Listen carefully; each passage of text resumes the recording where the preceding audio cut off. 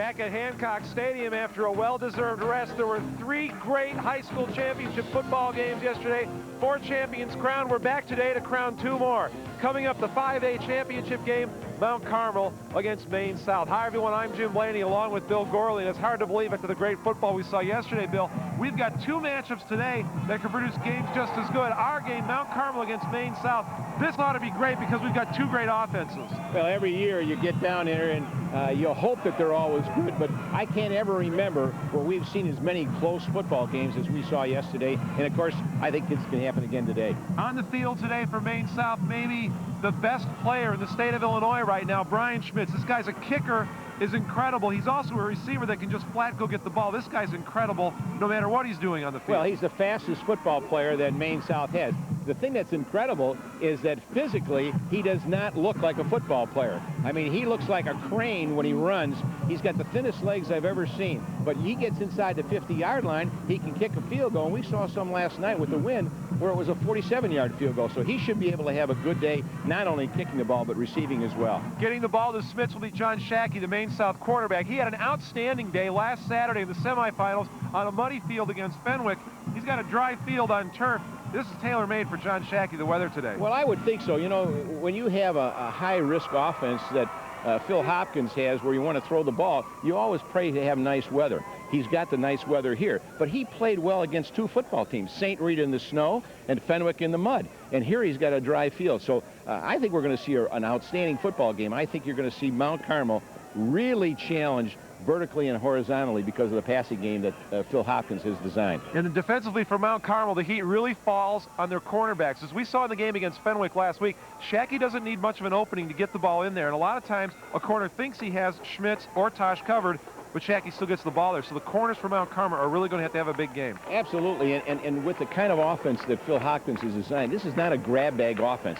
It's not like where you line people up and you say you turn at the light post and go to the Pontiac. That's not the way he wants his offense to be run. He runs it very controlled, and Shackey understands how to throw the football in that system. Control is the key word for the Mount Carmel offense as well. John Welsh is their quarterback, and he's been here a long time. He knows exactly how the system is to work, and if the Mount Carmel offense is going to go, Welsh is going to have to make it go. Well, both quarterbacks have to make good decisions. It's a decision-type football, and of course, with the option, do you give it, do you pitch it, or do you keep it? And that's the thing that Welsh, he just pitches the ball a little shorter than what John Shackey does as far as throwing is concerned. This ought to be a great football game. So the best individuals in the entire state of Illinois are in this contest. It's Maine South against Mount Carmel for the state 5A title coming up right after this. Welcome down to the field at Hancock Stadium. It's a beautiful day for football down here. As you can tell, I'm not wearing gloves. Last night I nearly froze, but today there's a little bit of a wind. It's not that cold. Both teams should be able to throw the ball, but it is a very emotional day, especially for Mount Carmel. The first play of the game, they're going to use a ball signed by all their players and dedicate that ball to the Dowling family. Kevin Dowling, their offensive tackle who died before the season, they've made this their personal mission. For Maine South, this is a team that built their reputation through the state over years and years with players like Dave Butts, Mark Soroka, Jeff Kilberg, Stan Holson, big powerful linemen. They like to run the ball. Fullback dive was their favorite play for years. They're a whole different team now. Let's look at the road they've taken to get here. Morgan Park, 35-14, Rockford Boylan, Ottawa, and East St. Louis. That is the Mount Carmel road. Mount Carmel set a state record for a single game in rushing against East St. Louis. We know what they can do. Maine South opened up with a Public League victim in Foreman, Danville, and then 2 big games against Catholic League powers, St. Rita and then Fenwick, so they've proven they can beat the best from the Catholic League. And now we're going to kick it back upstairs. Let's take it to Jim and Bill for the introductions for today's big Class 5A championship. If Maine South can win this game, they would have beaten in a row St. Rita, Fenwick, and Mount Carmel. It's hard to imagine that there's ever been a team anywhere that's been able to pull off that feat. Time now for the player introductions prior to this 5A championship game. Let's go to the PA announcer, Steve Adams. And now, ladies and gentlemen, introducing the starting lineups for this afternoon's Class 5A state championship game, featuring the Caravan of Chicago Mount Carmel and the Hawks of Park Ridge, Maine South. First, introducing the starting defensive lineup for Chicago Mount Carmel. Let's meet the head coach of Mount Carmel, Frank Lenti. At outside linebacker, number 40, Steve Martin.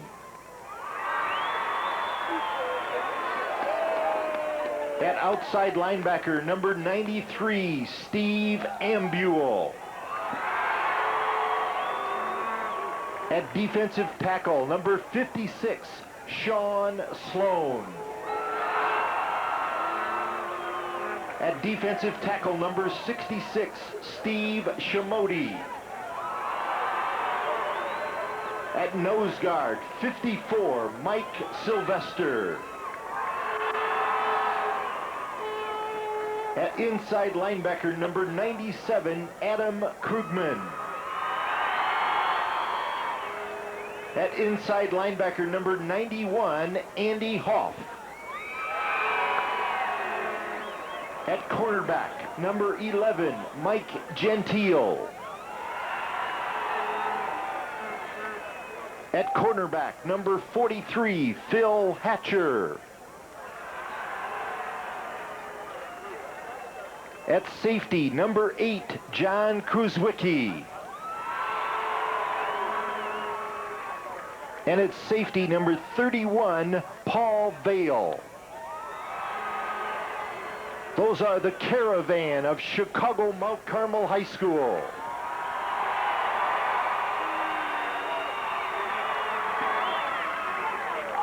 And now let's meet the starting offensive lineup for the Hawks of Maine South. Introducing the head coach of Maine South High School, Phil Hopkins. At split end, number 9, Brian Schmitz.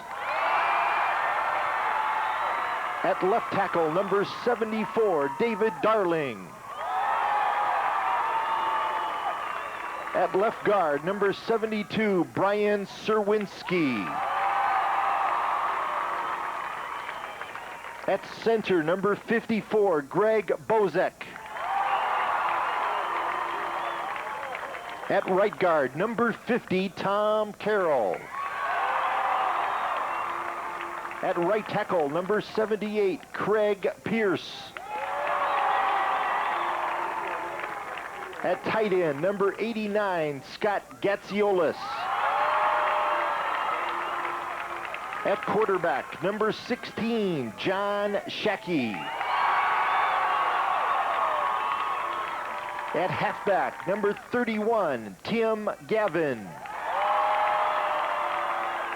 At flankerback, number 88, Rick Tosh. And at fullback, number 36, George Serwanka. Those are the Hawks of Maine South High School of Park Ridge.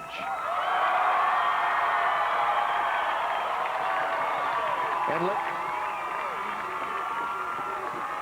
Maine South fans here from Park Ridge in force. This is their first trip ever to the state title game. Meanwhile, the Caravan from, I can't remember, what is it, 65th and Dante? I know it's on Dante. I can't remember the number. Sorry, people. That's what, it's the south side of Chicago. The folks from Mount Carmel, they're here as well. And this ought to be a highly entertaining football game. Interesting that Mike Gentile is going to get the call to start at cornerback.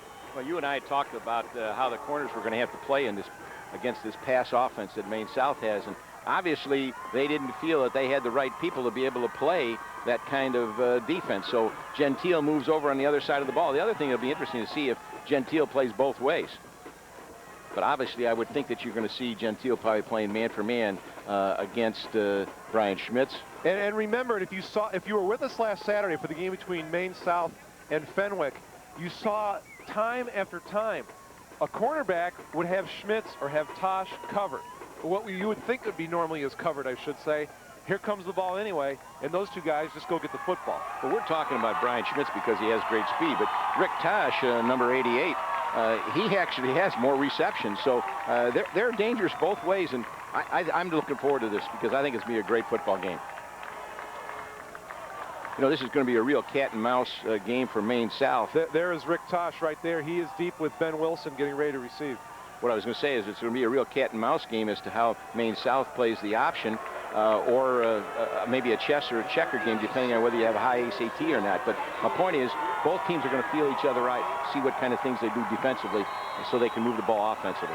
Roman Milishevsky into kick. You saw the weather conditions. The wind is blowing the opposite way from yesterday.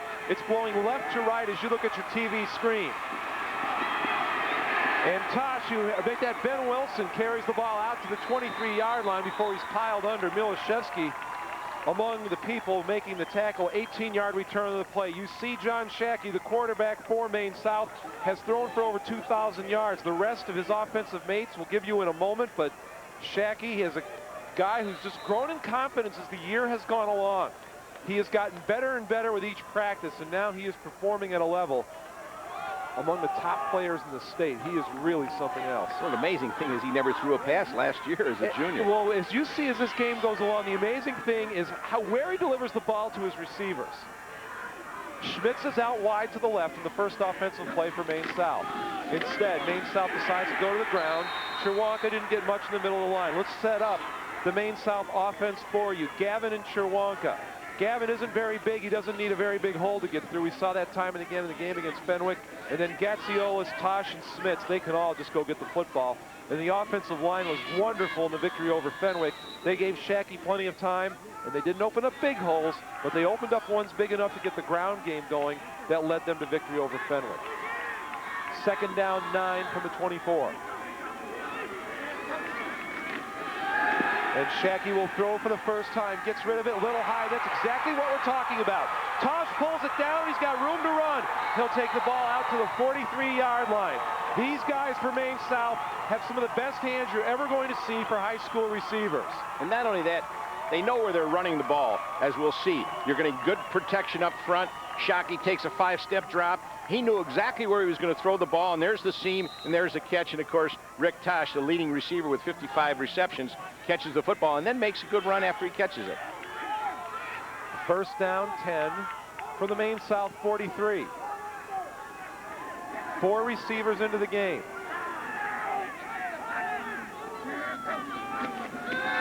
Shackey back to throw again, and he's got plenty of protection. Throws it out, and his receiver turned in. He threw it out. Let's check the Mount Carmel defense now. The defensive lineman up front, 1 year removed from the Ninja Turtle group. These guys are just as good. And then the defensive backs, they have the onus on them. They have to do the job, especially Gentile and Hatcher, of covering the wideouts. Second down, 10 from the 43.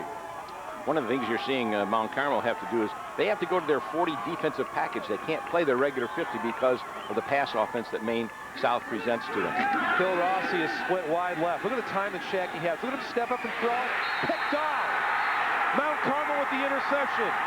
Phil Hatcher, who we highlighted at the start of the game, we said he had to cover people. He did, and he gets the interception. Excellent coverage by Phil Hatcher. He took that little curl in and stepped right in front. We'll have the opportunity to watch it, and you people at home can watch it too. John Shackey takes his drop, throws the ball. Hatcher follows inside exactly the way you teach a defensive back to stay with an offensive personnel person. The pass looked like it might have been a little bit behind Rick Tosh, but that's what we're talking about. He was essentially covered. Hatcher had his man, but Shackey has such confidence he'll still throw it in there. And certainly Phil Hopkins telling Shackey, shake it off, don't worry about it. Good running room up the middle for Russ Calabrese in the first offensive play from Mount Carmel. He'll have a first down to the Maine South 43. Here's a look at the Mount Carmel offense. Russ Calabrese and Leandre Smith are the running backs. Combined 1,800 yards this season. The offensive line for Mount Carmel, anytime you've got a running game that piles up that kind of yardage, you know the guys up front are getting the job done, and they certainly have this year. Pataki goes at 246. And now you see John Welsh. 10 touchdown passes, 4 interceptions. Both of these quarterbacks have been very efficient during the year. That's Mike Gentile in motion. Calabrese will get the call again. He's got good yardage up the middle. He'll take it down to about the 37-yard line, bringing up second down. Matt Braun on the tackle. Now let's take a look at the Maine South defense. Gatziolis flips around from his tight end spot to play an end on the defense. The Ragonas are not brothers. Nor are they related. And they just share the last name. And then Wilson and Tosh, 2 receivers, flip around and play defense. Vic DiMartino had a great game last week against Fenwick, so keep an eye on him as well. Let's see what phase of the option game that Mount Carmel is in right now. They're inside the 50-yard line. They like to throw the play-action pass at this point. But they have 2nd and 4. Welsh gives it to Smith, nothing doing. He was piled up at the point of attack by Greg Bozak, another two-way player for Maine South. Bozak is also the center. You have to be very patient at quarterback for Mount Carmel with their offense. They're trying to read and see what Maine South, how they're going to play it. Right now, they've just been running the dive option, but there's 4 other parts to the option. You've got the inside option, you've got the counter option, you've got the trap option, and then once they get inside the 50-yard line, they'll go with the play action depending on the defensive back's play.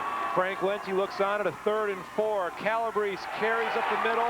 He's turned back right at the 35. The Caravan will be short of the 1st down.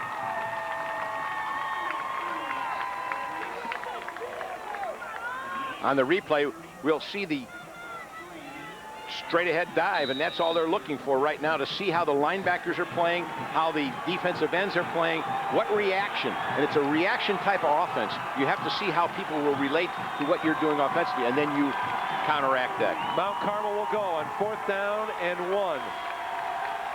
Why not? You ran up 465 yards the last time you played. And it's actually about 1.5 closer to 2. And obviously just an attempt to draw Maine South offside that was not successful, so Mount Carmel will back up 5 and punt it away. Mount Carmel last week when they played East St. Louis set a state record of 465 yards on the ground. So obviously they have a lot of confidence in being able to run the football, and at this juncture of the game they're going to be a little bit safe and punt the ball away and try and get Maine South in a position where they could be opportunistic in terms of getting a turnover. Steve Kemp is in to punt for Mount Carmel. And going back to receive are Wilson and Tosh.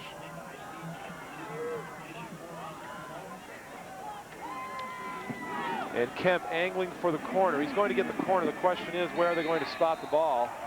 And Maine South fans not necessarily liking the spot down inside the 7-yard line. Maine South getting ready to go on their 2nd offensive series. We've got no score. 7:38 left in the 1st.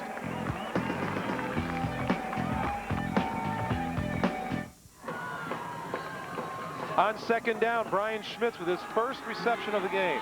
And Brian Schmitz having enough presence of mind to be able to come back for the ball, and that's the success of being able to throw the football. You have to have receivers understand how to catch the ball. And Schmitz will take a breather after the reception. You see Phil Hopkins standing right next to him. Interesting. Phil Hopkins is a very interesting individual, and we'll have to get into that a little bit here, Jim, and talk about it. 3rd and short. And motion out of the Maine South backfield. Practically everybody was moving, and then another flag goes down as Ed Donahue had a free shot at the quarterback and took it. Let's see how the officials react to that one. Offense. Still 3rd down, 5-yard penalty. They'll just call the 5-yarder, which is really the right thing to do. They actually should have stopped the action before so that didn't occur. Well, now everybody was moving around. You would think that maybe the snap count was one group of guys thought it was one thing and another group of guys thought it was the other. The end result is Phil Hopkins' team has a 3rd and 6 now. Well, John Shockey has the right to change the play at the line of scrimmage if he reads the defense the way he wants. So coach and he work together on it. Schmitz is wide to the right. Shackey dumps it over the middle and has it picked off again. 2nd interception for the game for Mount Carmel. Paco Sanchez comes up with it. You know, the interesting thing is, coming into this football game, he's thrown the ball over 240 times. He only had 3 interceptions. He has 2 interceptions right now, and we're not even right. We're not even past the 10-minute mark. And Mount Carmel will take over on the 30-yard line of Maine South. Well, one of the things that Fenwick had a hard time last week with was generating heat on the quarterback. One of the reasons why the field was so muddy. But Mount Carmel is getting in the face of Shackey just a little bit. And they're doing something they don't normally do. They do not like to blitz, but they feel they got to put heat on to be able to do a good job. Handoff to the first man through. That's Leandre Smith. He'll pick up 4 yards to the 26. Anthony Ragona making the stop. Ragona 6'3", 215. The Maine South defense has really had tough assignments handed to them so far in the game.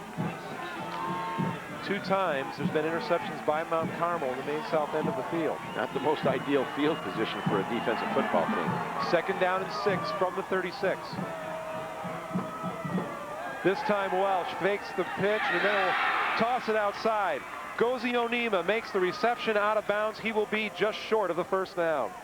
Rick Tosh on the coverage. And that's when you're inside the 40, he likes to go with it, and we'll see it right here. He fakes the ball inside, a little play action, just a 3-step pass, and they're not afraid to throw the football. Most option football teams do not like to throw it, but Mount Carmel does a real nice job, and they have a whole offensive package, and they do it at certain places on the field. They certainly won't do it deep in their own territory. 5:58 remaining in the first quarter. We have no score in the game. Mount Carmel with the ball, 3rd and short from the 21, and Leandre Smith got the call. He is going to be close to the first down.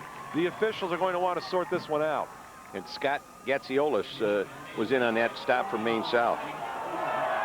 Rick Tosh in the neighborhood as well. It would appear from where they have spotted it that the Caravan does indeed have the first down. And they do. New set of downs for Mount Carmel. Well, this is the thing that Maine South coming into this game dreaded, is that allow them good field position and be able to take and drive it and have classic drives where it's 11, 12, 15 offensive plays, because that really wears on your defense. Handoff goes to Calabrese this time, and he's got good yards. He takes it down near the 15-yard line. And Russ Calabrese, he's one of your harder runners, and he's come up with quite a few yards this year. And he's a go-to guy. He's not real big, and just a little fullback, but he's carried the ball 138 times for 700 yards, and he's had 6 TDs, and he's averaging over 8 yards a carry, Jim. 2nd down, 5. Welsh back to pass, fakes, and then pumps into the end zone. Gentile is open. Welsh missed him. It was a pump fake. The old out and up, or stop and go, whatever you want to call it, sandlot football at its best. Hitch and go is exactly right, and they like to do that to Gentile.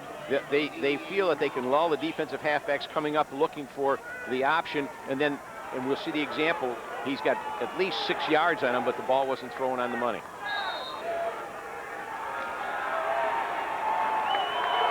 Now it's 3rd down and 5.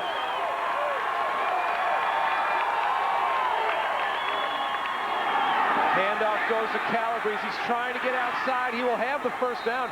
He may have had more, but he ran in to Onima on the outside, and it was knocked down, and it gave the Maine South guys a chance to catch it. That was a play that was designed to go inside.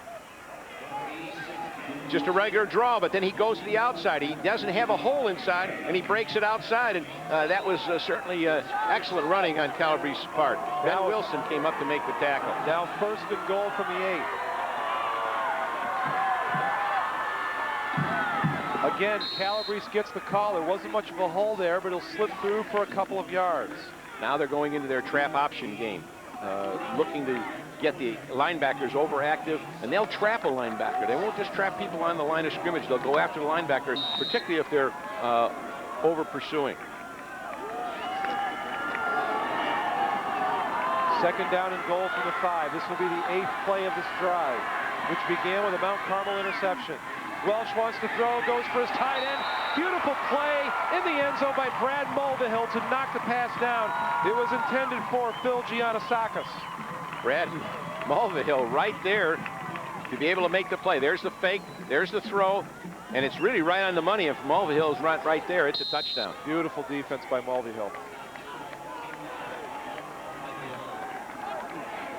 3rd down and goal now from the 5-yard line. The Maine South defense doesn't get nearly the credit they deserve for the season they've had, because their offense is so flashy. But believe me, they've been getting the job done all season long, especially in the postseason. Welsh is going to keep. Welsh has room. Welsh is in for the touchdown. Mount Carmel leads 6-0. There's a classic option football play. They've been hunkering down, taking away the inside. He pulls the ball, and he seldom will pitch the ball. Walsh, 6'2", 195 pounds, is going to take the ball. We'll be able to see the inside fake, pulls the ball, and he waits, and he hesitates, and then just goes for the corner, and it says 6 points. Welsh now has 10 touchdowns throwing this year and 10 touchdowns running. And that's where the decision-making comes. He has to be able to read that, and he knew, and of course, having run this offense for so long in the past 2 years, he knew exactly that that was the play they were going to come up with. Malashevsky in to attempt the extra point.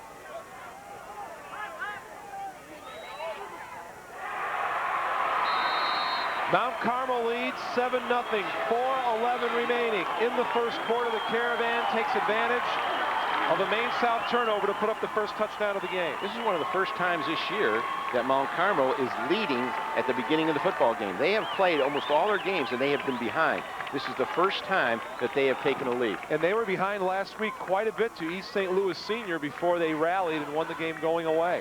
Well, let's take another look at the touchdown. John Welsh, as a senior, classic, very well versed option in running this offense, and you can tell. And Mulvihill laid a pop on there in the end zone, didn't he? Yes, he certainly did.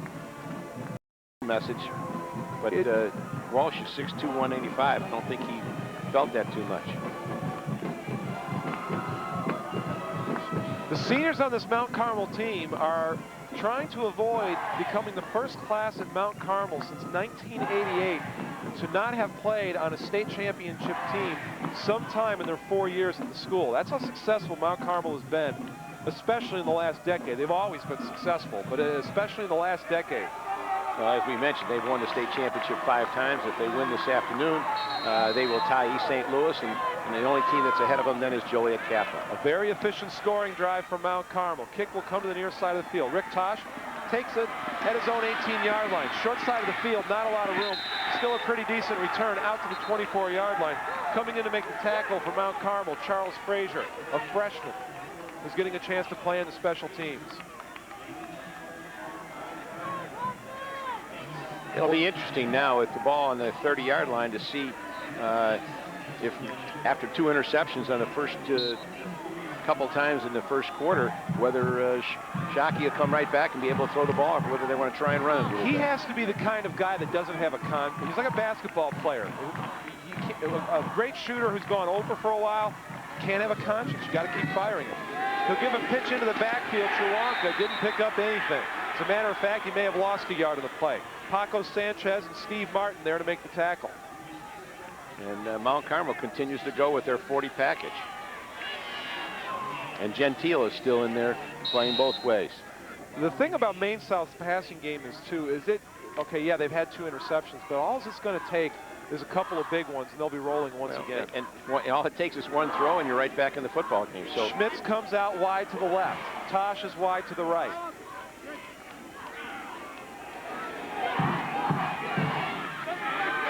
That's Gavin in motion. Blitz by Mount Carmel. Gavin has the ball. If he can get by a couple of people, he's got room. He'll have a first down. Great play by John Shackey. Saw the blitz coming, got rid of it to his running back, and Gavin picks up a first down. On the replay, we'll be able to see. He just takes a 3-step drop. He knows they're coming, and he has a hot color, and the receiver, he calls it out. The receiver knows it's there, and he comes in. Tim Gavin did a nice job. John Boyd comes in to make the tackle. 12-yard gain on the play. First down and 10 from the 40, make that the 36-yard line of Maine South. You just watch this offense, just keep waiting for Schmitz to do something. Shackey's looking for him right now.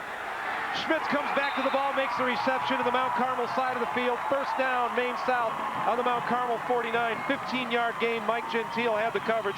Bill Hatcher was there as well. Another example of what we're talking about. That was not poor coverage by Gentile. It's just that Shackey and Schmitz are on the same page. Look at this.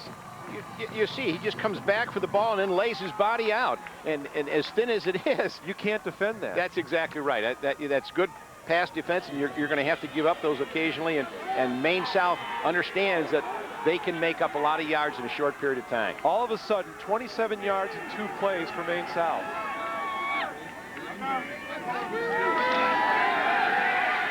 Shackey trying to get away from the on-rushing Steve Martin. He could not get away. Mount Carmel blitzing people all over the place, and they're getting to Shackey a little bit, so Mount Carmel wins that play. And we'll see the pressure right now. Mount Carmel does not like the blitz. They like to sit back and play their regular package, but they feel it. Maine South is a special football team in the way they throw the ball, and they've got to disrupt the rhythm between Shockey and his receivers. And right now they're having a lot of success. 2nd down, 15.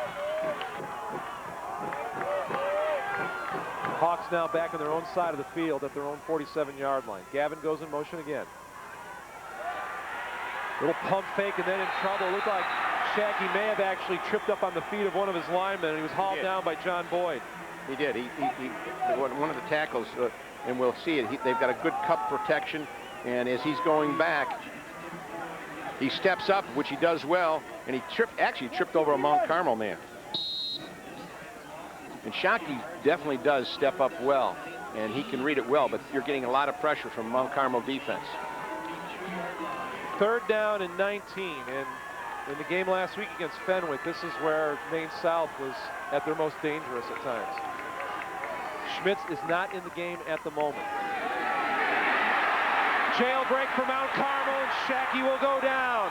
Hauled down by Adam Krugman back at the 32-yard line. Now what they've done is they've taken linebackers and put them on the outside corner, Jim, and he came all the way from the backside to be able to make the tackle. We'll get the opportunity to watch it. It's a 7-step drop. He feels the pressure. There's Krugman coming from backside, and he makes a nice shoe-top tackle. You saw at the front of the screen Zerwanka sneaking out of the backfield, and many times the fullback is the man responsible for picking up that blitz.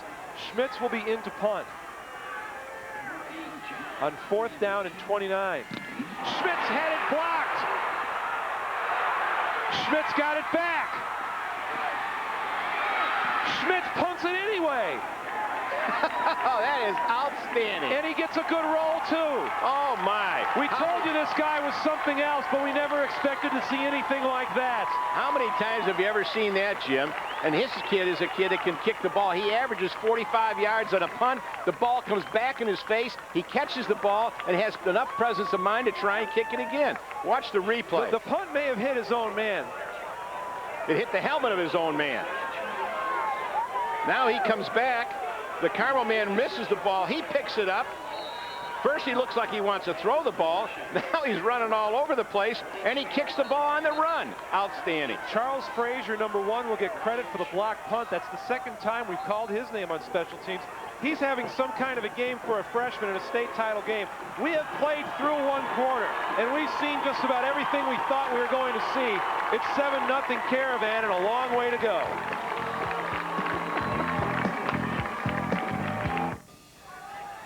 Mount Carmel leading 7-0 as we get ready to start the 2nd quarter. At the north end of the field here at Hancock Stadium, Illinois State in there celebrating their 100th year of football, honoring some of the great players who have played here in the past.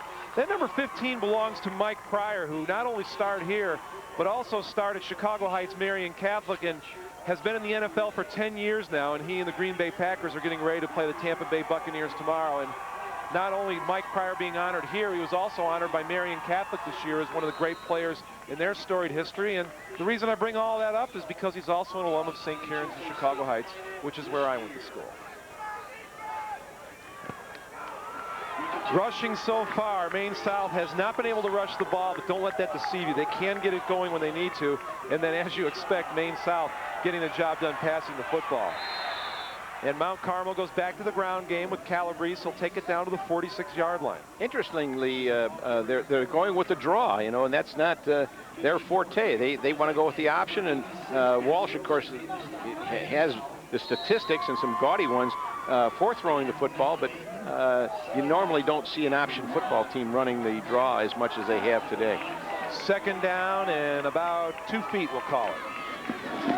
Handoff goes to Leandre Smith. He had a big hole to go through. He got plenty. He's going to take the ball down inside the 40-yard line.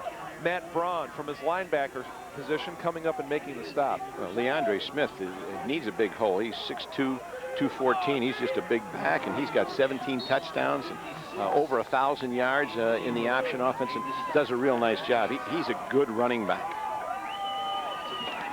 Mount Carmel now with a new set of downs. 1st and 10. They are on the Maine South 40-yard line.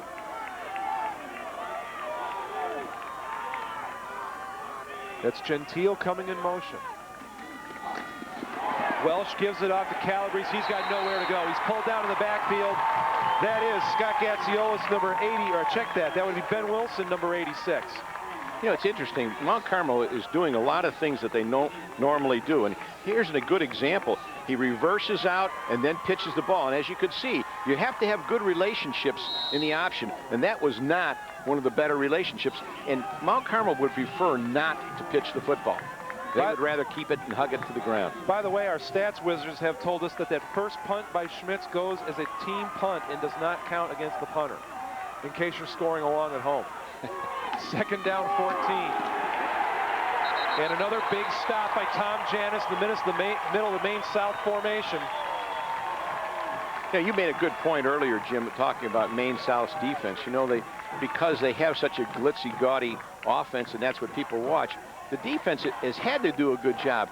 They've come in here with only 2 losses, one of which was a 6-0 game, and another one was a game against Evanston, where they lost by 2 points. So it's a good defense, and they've done a good job. Phil Hopkins has a great program going there. In the last 5 years, he only loses 2 football games a year, so obviously he's got to lose one of them in the playoffs, so he's no slouch as far as football is concerned. Third down and 16. Welsh will throw, swings it out to Giannakakis, and he'll take it out of bounds, well short of the first down. Another thing about the Maine South defense, as the tackle on the play was made by Vic DiMartino, don't forget, in the overtime last weekend against Fenwick, they stopped Fenwick 10 times from the 10 and on in. And now I defy any other team in the world to do that 10 times in a row. Especially in an overtime game, when you've got that short yardage, and I don't care what the field conditions are, they had to play good, tough defense, and they stopped them once a yard short of the goal line, and it was a great football game. And you know, you and I have talked about it, but you've got to be a pretty good defensive football team to get this far in state championship play. You saw Rick Tosh talking with one of the officials. Tosh has got a tough assignment here. He is looking dead back into the sun as he stands at the 10-yard line. You know, we're talking about the kicking game of Schmitz as far as field goes and punting, but Steve Kemp is not any slouch. He averages over 38 yards on punts, and he's one of the better punters and being recruited by a lot of top-notch schools for his punting ability. And Frank Lenny wouldn't even let him be a running back because he was so valuable as a punter.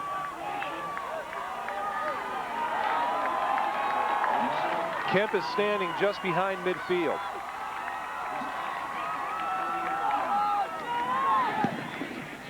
It's a pretty good kick, angling toward the sideline. Fair catch called for. It hits down inside the 10 and is going to be spotted out of bounds at the 1-yard line. Oh, my. What a great kick. And he's done that a number of times. He's kicked at least 6 inside the 10-yard line all year long, and he's done the same thing in the 20. He's got 5 inside the 20. So certainly a very talented punter. Tosh did exactly what he's supposed to do. If the ball's going to hit inside the 10, you've got to let it go. Don't handle it, but goes out of bounds at the 1-yard line. Officially a 39-yard kick. And he angled that one. He was certainly looking to be able to do that. You know, you don't see that much. When people watch the pro games on Sunday, you don't see the kickers angling for the sidelines anymore. They more or less try to kick it high and get coverage underneath it.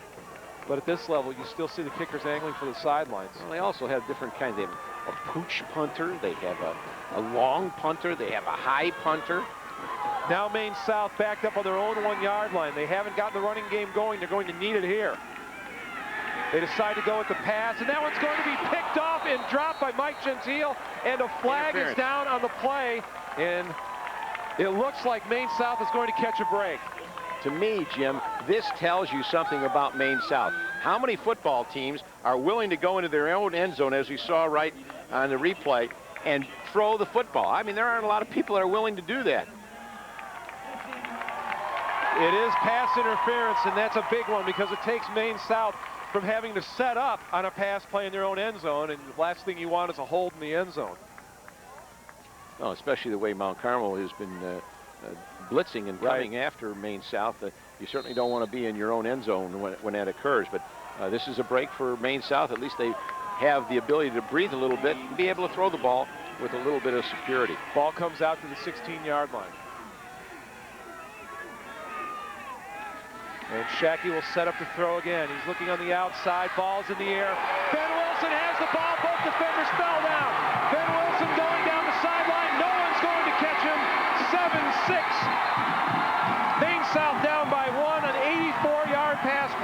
John Shackey to Ben Wilson. Now there's a good example of what we're talking about offensively. They threw the ball from their own end zone. They come out, get a penalty, throw the ball again. Two defenders hit each other and go down. Maine South's right back in the football game with 4:12 in the second quarter. And again, watch Shackey put it up and rely on his receiver to go and get the ball. And he threw that ball in a crowd, and he's not afraid to do that. He threaded it right there.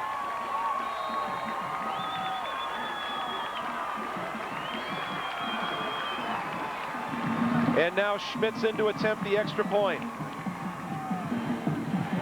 We are all tied up at 7-7, 9:12 remaining in the second quarter. The quick strike by Maine South, and they've tied it up.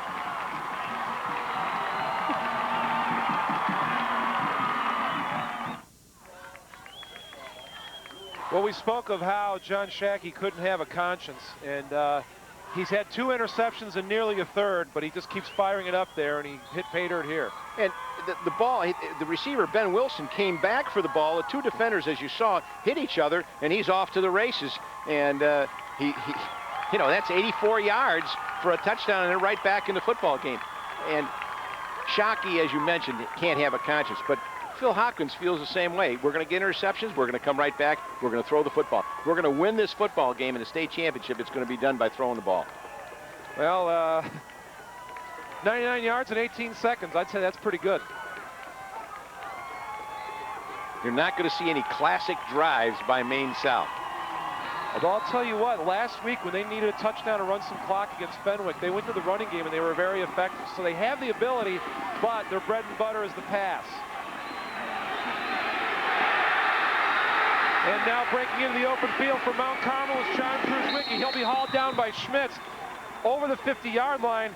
One more thing we can mention about Brian Schmitz after the 49-yard return is he will go and hit people on kick coverage as well if he has to. And you know, Coach Hopkins really worries about this. Now you'll see Schmitz come in here and make the tackle. And he is, as we mentioned, is not a real physical young man, but he likes to do those kinds of things. But he is fragile. I mean, and he comes up and tackles him high, exactly the way you're supposed to tackle somebody in the open field. First down and 10 for Mount Carmel for the 47. Handoff goes up the middle to Calabrese. Tom Janis was the first one there for Maine South. Let's now go down on the field to Dave Southwell. Dave? Hi, guys. I got Mike McGrew with me. If you think that you saw deja vu earlier with John Walsh on a keeper option, here's the guy that perfected it back in '91 to win the state championship, breaking a last-minute option long gainer about 40 yards to beat Wheaton Central, the last championship that Mount Carmel won. And then, Mike, now you went on to Northwestern and you're having a dream year with the Cats. Tell me a little bit about that. Well, I mean, you know, the previous 3 years we've lost, and this year, you know, we're 10-1, and we're experiencing a lot of things that we haven't, you know, gotten to experience thus far. So we're going to a major bowl. We just, you know, we're waiting on Michigan to see which one we're going to. So it's been a lot of fun. It's been a dream season for me. So not only do I have the top Mount Carmel fan in the world right now, he's a big blue fan for Michigan. Mike McGrew is wearing the amazing blue today. But Mount Carmel needs to rally, to tied up this game right here. Mike, what do you think that Walsh has got to do? What do you think Mount Carmel's got to do offensively now to get the lead back? They just got to stay composed, you know, stay calm, not lose their cool. Because when you panic and, you know, you try to rush things and, you know, force things, that's when you throw interceptions. And, you know, I know a lot about that because that happened to me the last state game I played here. So they just got to stay composed and, you know, do what they've been doing all season long. Mike had 4 interceptions in his game down here, but he ended up a winner. So let's see if Mount Carmel can stay to that theory and come out another winner. We're going to kick it back up to Jim and Bill.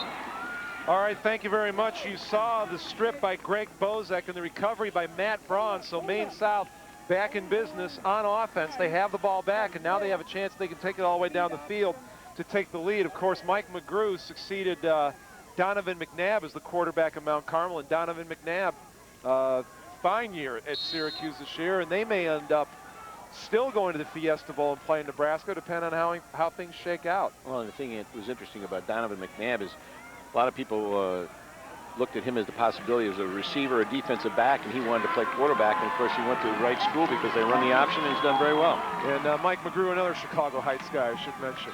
John Shackey takes the ball, and he's stacked up as he tried to turn the corner. So Maine South giving a little different look to Mount Carmel. Ed Donahue coming in to make the stop along with Adam Krugman. You know, you just heard Coach Hopkins call. I went out and watched him practice, and I said, Coach, how do you make your calls? He says, I just call them and I yell them in. And there's no sophistication whatsoever. I said, well, do you ever run people in and out? He said, well, if he's too far away, otherwise I just call him. He knows exactly what I have to run, and he goes from there, and then he has the option at the line of scrimmage to read the defense and make a call accordingly. 3rd down and 10.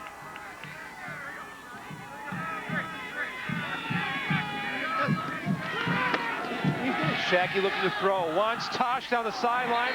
Same thing as the touchdown play. 2 defenders converged, but that time the ball is broken up. In on the coverage, Mike Gentile helping to break up the play along with Paco Sanchez. And we'll be able to see it's a 4-step drop, and he'll roll a little bit. He doesn't always drop back in the pocket. Throws a nice ball.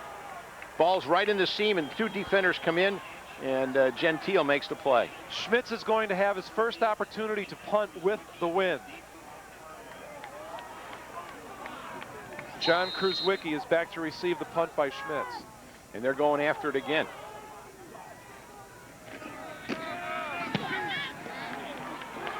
And even though he really didn't get all of it, it was still a pretty good punt. Kruzwicki's going to have a chance to return this thing. Takes it up the right sideline. Kruzwicki is hit hard right at midfield and taken out of bounds after a nice return of 25 yards. The punt covered 38. So the return game working very well for Mount Carmel in this game on both kickoffs and punts. Now, the last time Mount Carmel blocked the ball, they showed 10 men up front. They showed 10 that time and then dropped back. So they're trying to get a little confusion into the kicking game and have Brian Schmitz at least start thinking before he's able to kick the ball. So the turnover does not cost Mount Carmel anything after the fumble. They get the ball back without giving up any points. Still tied at 7-7. We've got 6:54 remaining here in the second quarter. Handoff goes to Calabrese. He's going to have about 3 yards out to about the 48-yard line of Maine South before he's hauled down. Brian Cherwinski was in the pile, along with Matt Braun. Well, this is where Mount Carmel likes to be able to operate. They like to get over the 50-yard line so they can really put their option offense into full gear. They can use all 5 aspects of their option when they have good field position.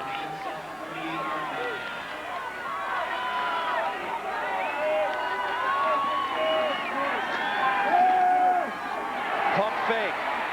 Welsh looking for time. Has Gentile over the middle. Now he's trying to run away from Tosh and Wilson. Gentile hauled down at the 10-yard line by Wilson. Ben Wilson made another shoot-top tackle to be able to get to Gentile. Anytime you see Gentile split out and you see a wing back, they like to go to that side, and John Walsh almost caught from behind, as we saw after he pump faked. Then he came back and he saw Gentile, who changed his route. He turned it up inside and then, of course, makes a great run. And then you see Ben Wilson make the tackle right here on the shoot top. 40 yards on the completion. And one of the Maine South players is down along the far sideline. It was Ben Wilson, but he is up and now being taken to the sideline. It would look to me like he got a burn. He extended himself on the turf to make that tackle, and as he was coming off the field, he's wincing a little bit and pointing to his left arm. And remember when you used to play football with your brothers in the living room before your mother came in and yelled at you? Same type of burn you get on AstroTurf.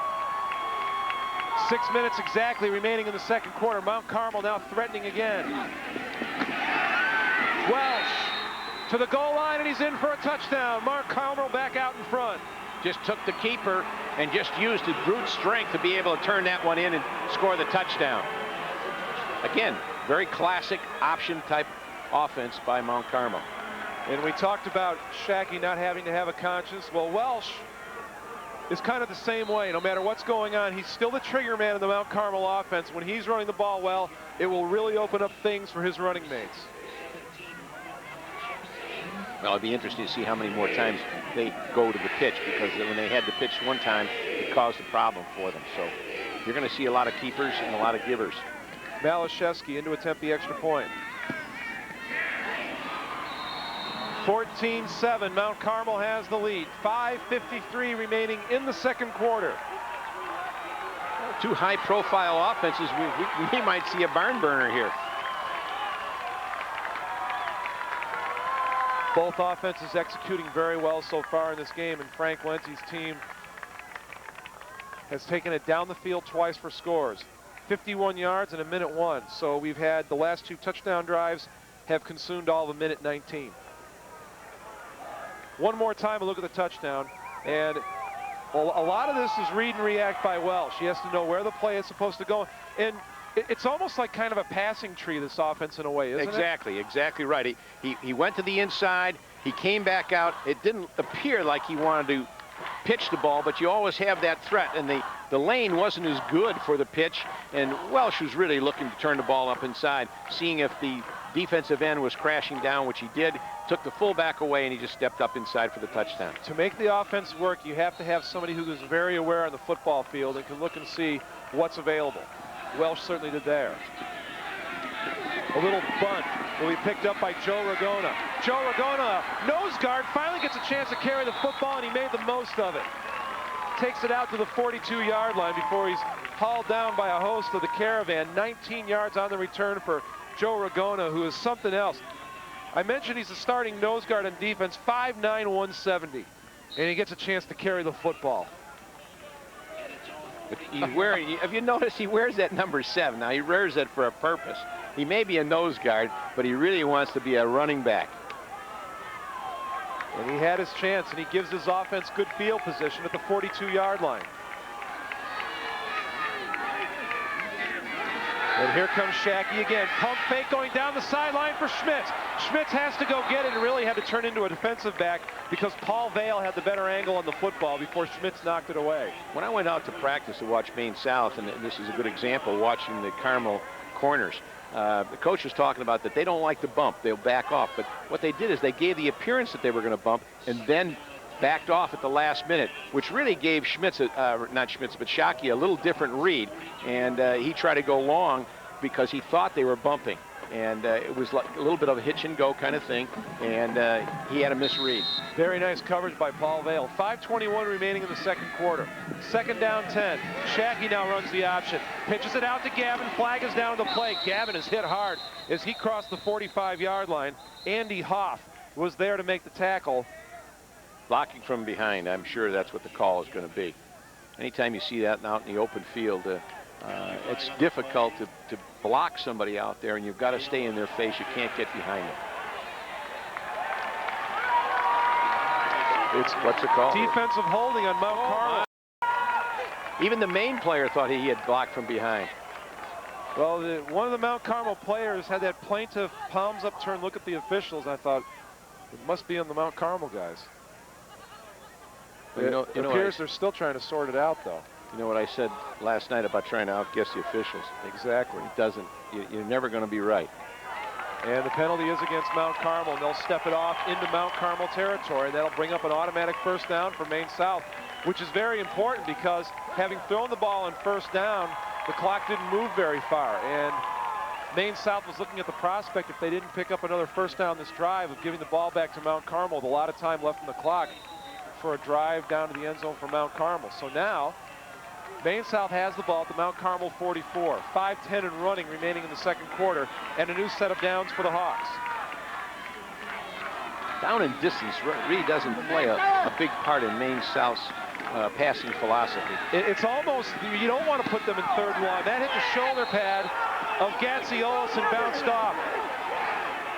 Andy Hoff was there in the coverage. Gatziolis wanted an interference call. Well, that linebacker was all over him. Interesting.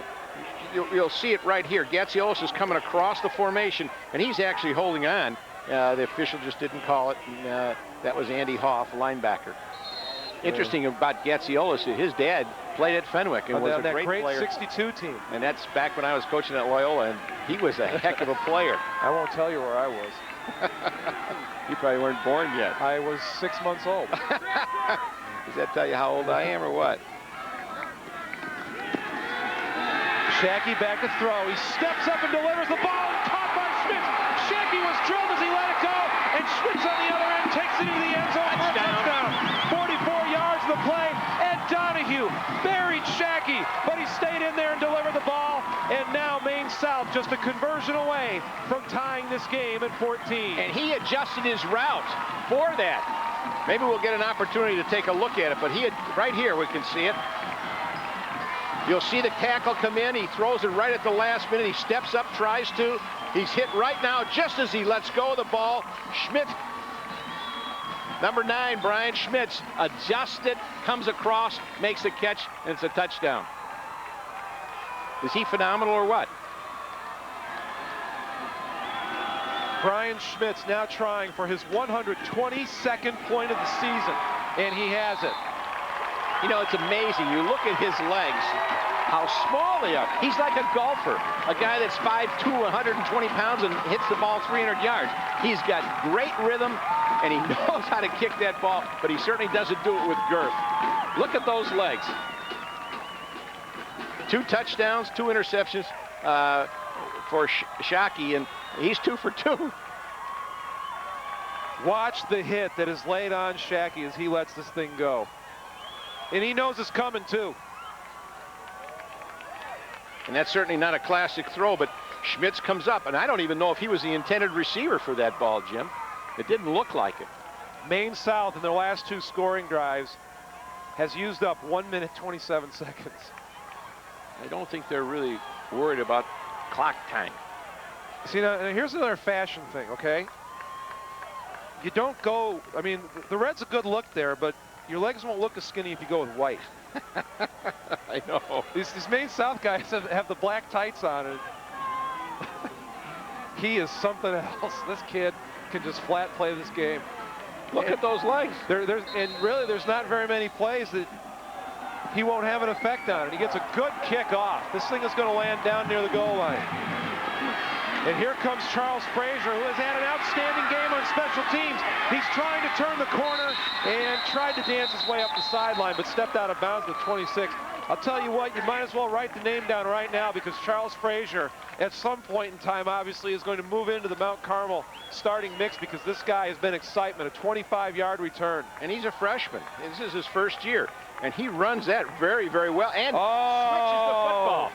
You coaches love that. Oh, he knows what he's doing. I mean, this kid is well coached, and look at him on the sideline. He's got his spike, he's got his shoes spattered and everything. I mean, that's half the battle. You've got to look good as a football player if you're going to be any good. Well, Frazier's got the look, I'll tell you that. He certainly showed me a lot so far today. Mount Carmel's turn, and we get whistles and a flag. 4:35 remaining in the second quarter.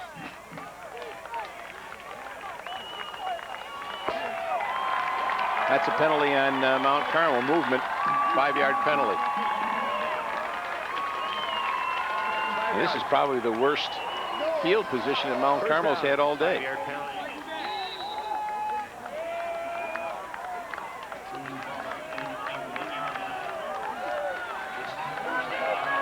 First down and 15 from the 21. And the handoff up the middle will maybe get a yard or 2. And Tom Janis, the linebacker, involved in the stop. They've just gone back to their basic option. They're going back to the dive, and then they'll just sort it all out and see how Maine South is going to play their defense down in the Mount Carmel's territory.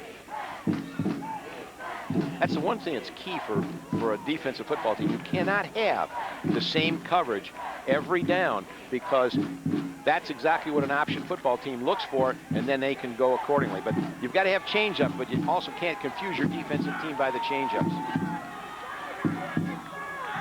Gain of 1 in the play brings up 2nd and 14. And another whistle. Too much time on Mount Carmel. And Mount Carmel's got it stuck in reverse right now. And with the way Maine South's offense is, any time on the clock is too much to leave on for them with a chance on offense. Well, here, you've got a certain mentality offensively in Mount Carmel. They feel they want to take 3 and 4 yards and just keep going with classic drives. And here you're playing a team that takes the ball twice, and they don't even have a minute on the clock, and they're tied with you. So, you know, that causes you to start thinking a little bit. The other thing, too, and this is backwards thinking for football, all this passing starts softening up the run for Maine South. And take my word for it, they can run the football. Pump fake by Wells. She's laying it up in the air, trying to hit Gentile. and the pass was a little long. Ben Wilson was deep, actually looking like a receiver trying to catch that ball at midfield. Goes on offense. He is a receiver. 3rd down and 19 now coming up for Mount Carmel.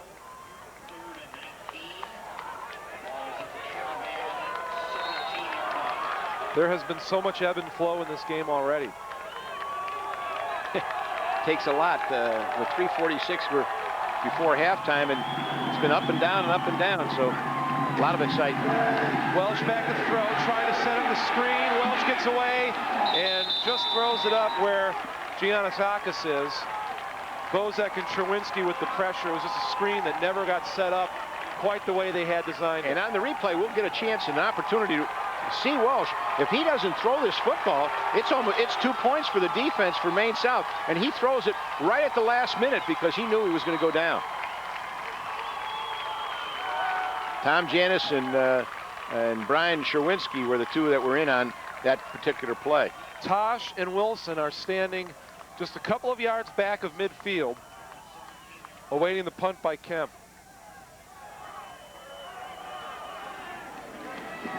Maine South will set up a return. Pretty good kick by Kemp. Hits at midfield and takes a big bounce. Wilson decides to field it back at his own 30. Trying to get to the outside. Has a block if he can get there. And he's just going to run out of space. And he's finally taken out of bounds by Jack Harnedy, one of the Mount Carmel captains. Well, it's a good thing that he was able to pick that up because that could have been a real disaster. At least he made the run and his arm is still bothering him. Ben Wilson's still holding that arm. 60-yard punt, 11-yard return. Don't forget, we've got the Blackhawks back on Sports Channel Plus tomorrow. The Blackhawks against the Calgary Flames, live on Sports Channel Plus at 7. Get in contact with your local programming provider to find out where Sports Channel Plus can be seen in your area.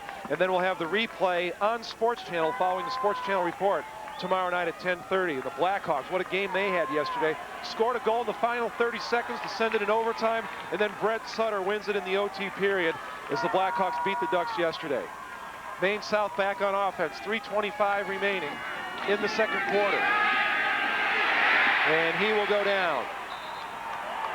And Ben Wilson, number 86, still hurting a little bit on his left elbow. Andy Hoff and Steve Martin on the tackle. What a day we had here on Sports Channel yesterday. 3 of our 4 high school football games were unbelievably close, coming down to the final play in most of them. And then the Blackhawks get the goal and the game winner in overtime, and then the Bulls saw Michael Jordan go nuts in the final 3 minutes as they got a victory over the Utah Jazz. And we're expecting 2 great high school football games today. So far, our 5A game has lived up to everything we thought it would be.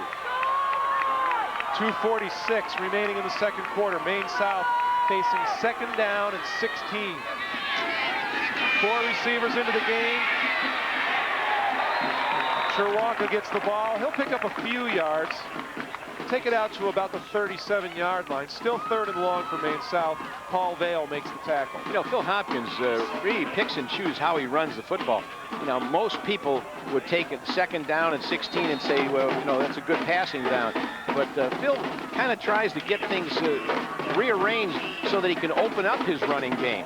And, you know, here, 2nd and 16, he chooses to run because it feels that people will be looking for him to throw the football. It's almost at times like Maine South plays the game backwards to what everybody else does. Absolutely. He's got a whole different philosophy. Shackey looking to throw. Shackey's in trouble, and he won't get away this time. Brought down behind the line of scrimmage by number 48, John Boyd. Let's get it, see the blitz and see Shackey. He goes down right here. Again, it's a 5-step drop. He sees he's in trouble. And John Boyd right there in his face being able to make the tackle. Well, all you have to do is do the math. If you've got 4 people lined up as receivers and you've got 5 linemen and a quarterback, that means you've only got 1 guy to pick up a blitz. Flag will go down as Schmitz gets the punt away. Kruzwicki takes it on the fly. He's got a good return going. Kruzwicki takes it down to the 40-yard line of Maine South. But remember, there is a flag down in the play. As a matter of fact, there are 3 of them down in the field. In all different spots. I wonder what the signal is. Illegal motion on Maine South, and I would imagine that Frank Wente is going to push it away. Right. I don't want it. He's going to deny it.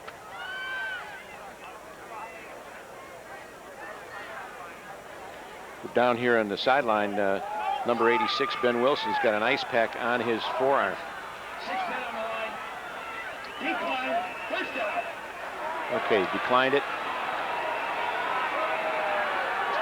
So Mount Carmel with 1:12 remaining in the second quarter with a chance to go back ahead. The game is tied 14-all, and we talked so much about John Shackey throwing the football. Well, now it's a time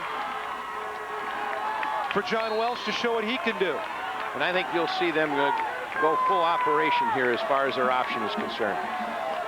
And Greg Bozek was not on the field, and he ran on the field, and he was on the wrong side of the line of scrimmage. That is going to be offside on Maine South. Bozek was running onto the field right as the ball was snapped, and he was at about the 42-yard line. Coach Hopkins not too happy with that one. So Maine South began the play with 10 men on the field, and then to make matters worse, when the 11th man did run on, he was offside. We got an illegal substitution on the defense, 5-yard penalty, still first. The reason of the mix-up was that Ben Wilson is down here with an ice pack on, and he's playing defense, so he wasn't aware of the fact that Wilson wasn't in the game, so that's why they had 10 players. And that helps Mount Carmel because the most important thing was it stopped the clock. 1 minute exactly remaining in the second quarter. 1 minute to play in the half. The ball's at the 34-yard line.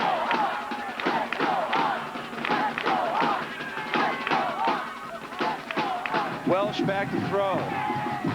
Has his man open. Onima was covered nicely by Phil Rossi. Is complete to number 81. Ball's down at the 30-yard line. Excellent coverage. And, you know, he's wide open. If he misses that, it's a touchdown. So that was good coverage. Good defensive halfback coverage. Mount Carmel will burn a timeout with 38 seconds remaining.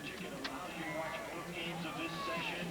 Restroom facilities are located in the concourse under the West Main stand and in the concession building in the southeast corner of Hancock Stadium. Good crowd on hand as always. That's the contingent mainly from Maine South that has made the trip down from Park Ridge. And of course, the folks from Naperville and Wheaton will start filtering in here anytime now as they get ready to watch the 6A game, which is coming up next here on Sports Channel.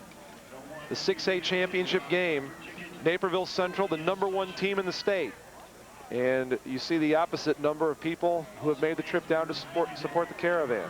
You know, actually, we've had some pretty good crowds, and with the weather, obviously people decided at the last minute, well, it's good weather, why not go down? And even for the 1A, 2A games, there were some real good crowds. Everybody seemed to come out, and in most cases, you try to clear the stadium out so that the next class can come in, but I'm sure there's a few people who linger to watch the rest of the games. And those who did make the trip here yesterday were treated to maybe the best day of state championship football since the IHSA instituted these playoffs back in the mid-70s. Well, whatever they pay, they sure got their money's worth. Second down 1 for Mount Carmel. Welsh is back to throw. Has a man open and just a little bit long. He was trying to hit Darrell Hill, the junior. Just to give you an example of the 1A, it's a town of 2,700, and 1,300 tickets were sold in that town. So obviously, good percentage of the folks were here. I would imagine the storekeepers were not too happy on the busiest shopping day of the year that everybody was up here in Normal. Well, although most of the shopkeepers probably closed the stores anyway. I was going to say, the question is, who is keeping the store? Third down 1. Welsh still had it, got rid of it. Ball's in the turf. Calabrese falls on it back at the 35-yard line. That's a quick pitch. Your quarterback is not able to come down the line and be able to pitch the ball. He faked the ball inside and pitched the ball right now. Good example.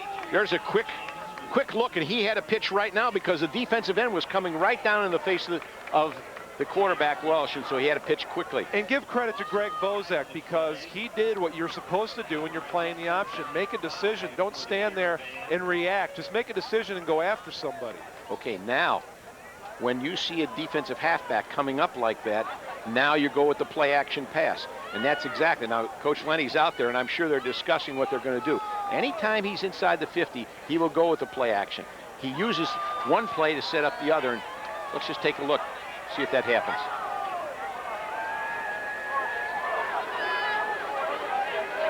And Phil Hopkins talking to his defensive team, making sure they understand what he wants out of this play. The Mount Carmel Caravan had their team meeting in the field house right where our production truck is parked. And toward the end of the meeting, Frank Lenti had some of his seniors get up and talk, and it was pretty emotional about how some of these guys felt about playing in this championship game. But that goes for everybody on the field, not just the seniors, and on both sides of the ball. Welsh gives off the handoff, and Leandre Smith will have the first down inside the 25-yard line. Rick Tosh was in the area, but Vic DiMartino made the initial hit. And they keep running the option into the short side of the field. It's just a regular old dive, but the reason they saw that was because the defensive end was coming down and taking it away. So they just ran their veer to the outside, and that's where Leandre made his yardage. And give credit to number 82, Jason Drew, for not blocking on that play. If he throws a block, it's a block in the back, and the whole play is coming back. 15 seconds remaining in the quarter. Welsh looking for the end zone, puts it up, and just a little long. His intended receiver once again was Hill. And actually had two receivers in the same spot. They were both running a route that was very similar from the opposite sides of the field. Walsh looking to the right, steps up, and then he just throws it right down the middle of the field, and he had the two wide receivers both converging, as you could see right there, number 82 and 22 trying to make the catch. Onima and Gentile are wide right. Jason Drew is out to the left. Welsh, pump fake, now is going for Gentile in the corner of the end zone. Touchdown, Mount Carmel. Did he throw that on the money? And there's the hitch and go again. That ball was in the air when Gentile was back at the 12-yard line. He just ran underneath it and made a great catch. 24 yards on the scoring play. Mount Carmel back out on top, 20-14. Well, he pumped. You'll see the pump fake. There's the pump fake, and now he's just throwing it up in the air. Look, Gentile wasn't even in the picture. Great catch. I mean, he went up as high as he could go and made a great play. And Mulvey Hill was right there with the coverage. The throw was perfect. Coverage was excellent. You can't fault the coverage, but it was just a great play, and the ball was thrown right on the money, Jim. Both of these teams are showing the ability to strike quickly. The extra point is good, 21-14 with 3 seconds remaining in the second quarter. From a coach's standpoint, that's the one thing you want to guard against, having somebody score just before the half, because that really takes a lot of wind out of your sail. You can just watch the Maine South kids coming, and you'll see on the replay, you'll be able to see the opportunity where he pump fakes, 2 more steps deep, and not a classic pass. I mean, if we had some duck hunters here, they might take a shot at it, but what a great catch. Look at that, Gentile. And Gentile's playing an outstanding game. He's doing a good job defensively as well as offensively. He's got to be a tired young man. For Mike Gentile, his 7th touchdown reception of the year. He averages 16 yards a catch, and he certainly won't hurt his average with that one. But what I was saying is it takes a little wind out of your sails when you're figure you're going into halftime tied, and now you're down 21-14 with just 3 seconds left to go. So Phil Hopkins will have to wind up the clock and wind those people up again and get that pass offense in gear. And nobody probably more aware of the fact that no lead is safe against Maine South than Frank Lenti and all the people on the Caravan sideline. Absolutely. Squib kick taken by number 51, Marty Fallon, and he's snowed under by the Mount Carmel coverage team, and that brings us to the end of the first half. Everything advertised and even a little bit more. 21-14 at the half. Mount Carmel leading Maine South in the Class 5A championship game.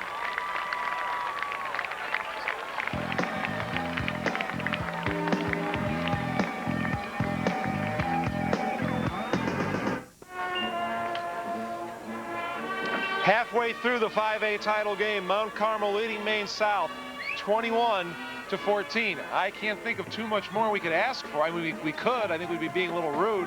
What a great first half. Well, it's just the way you want a game to be played. And as I mentioned, I think Maine South probably down a little bit because they had somebody score on them right before the half. But with the kind of offense that Maine South has, I don't think that's going to bother them. They came back from having 2 interceptions. They still threw the ball They came here throwing the football. They're going to go out throwing the football. And how about Mount Carmel, the ability to adapt that they've shown on offense? They were able to grind it down the field, run it down, run the option, and then when they got the ball back with not too much time remaining in the second quarter, time to go to the air and move it quickly, and they did exactly that. Well, you're doing some seeing some things by Mount Carmel that are out of character. They're pitching the ball a little bit more on the option, which they don't like to do. They're throwing the ball a little bit more than they like to do. And defensively, they're putting a lot of heat on John Shockey at quarterback. So they're playing a little bit out of character, but they're doing it well. And certainly one thing the Maine South might be talking about during this halftime break is what they can do to be better able to pick up those Mount Carmel blitzes. Well, I'm sure, because John Shockey, the quarterback of Maine South, has had some really good protection, and that has been their forte. That's why they've been able to win and get to the state championship game. So I think you're going to see some adjustments there as far as how they can take care of that problem. All right, it's 21-14 at the half. A lot more to come here from Normal in the 5A title game. We'll be back right after this. I'm down with Frank Lenti, head coach of the Caravan.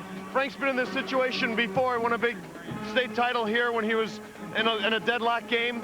Frank set up that big play there before halftime. That's a big momentum builder with a touchdown in the corner to Gentile. Well, the play before, we ran 90 posts, and we were trying to hit the inside guy on the break. We saw that their DB lagged behind on Gentile, so we told John, run the post again and hit Mike up on the go right down the boundary. And he did, and that's exactly where it put us in the situation we're in now, Dave. A perfect play. Defensively here, Frank, for the first half, it looks like you guys have been blitzing. You've been bringing people. You're trying to put some pressure on Shockey. It's got 2 interceptions, but it's also got you burned a couple times. Is it worth the cost, and will you keep with that? Well, again, we're going to change up, Dave. We're going to continue to change up the entire second half. Their passing game is too good to just sit in there and let them pick us apart. We know there's some gambles, but a couple of the big plays, we've had people there, we just haven't completed the play. So, you know, to say how much we're going to continue to blitz, I really don't know, but I know we are going to continue to change it up on them. Okay, let's go back upstairs to Jim and Bill. Good luck in the second half, Frank. Still more to come from Normal in the Class 5A championship game. Mount Carmel leading Maine South by 7 at the break.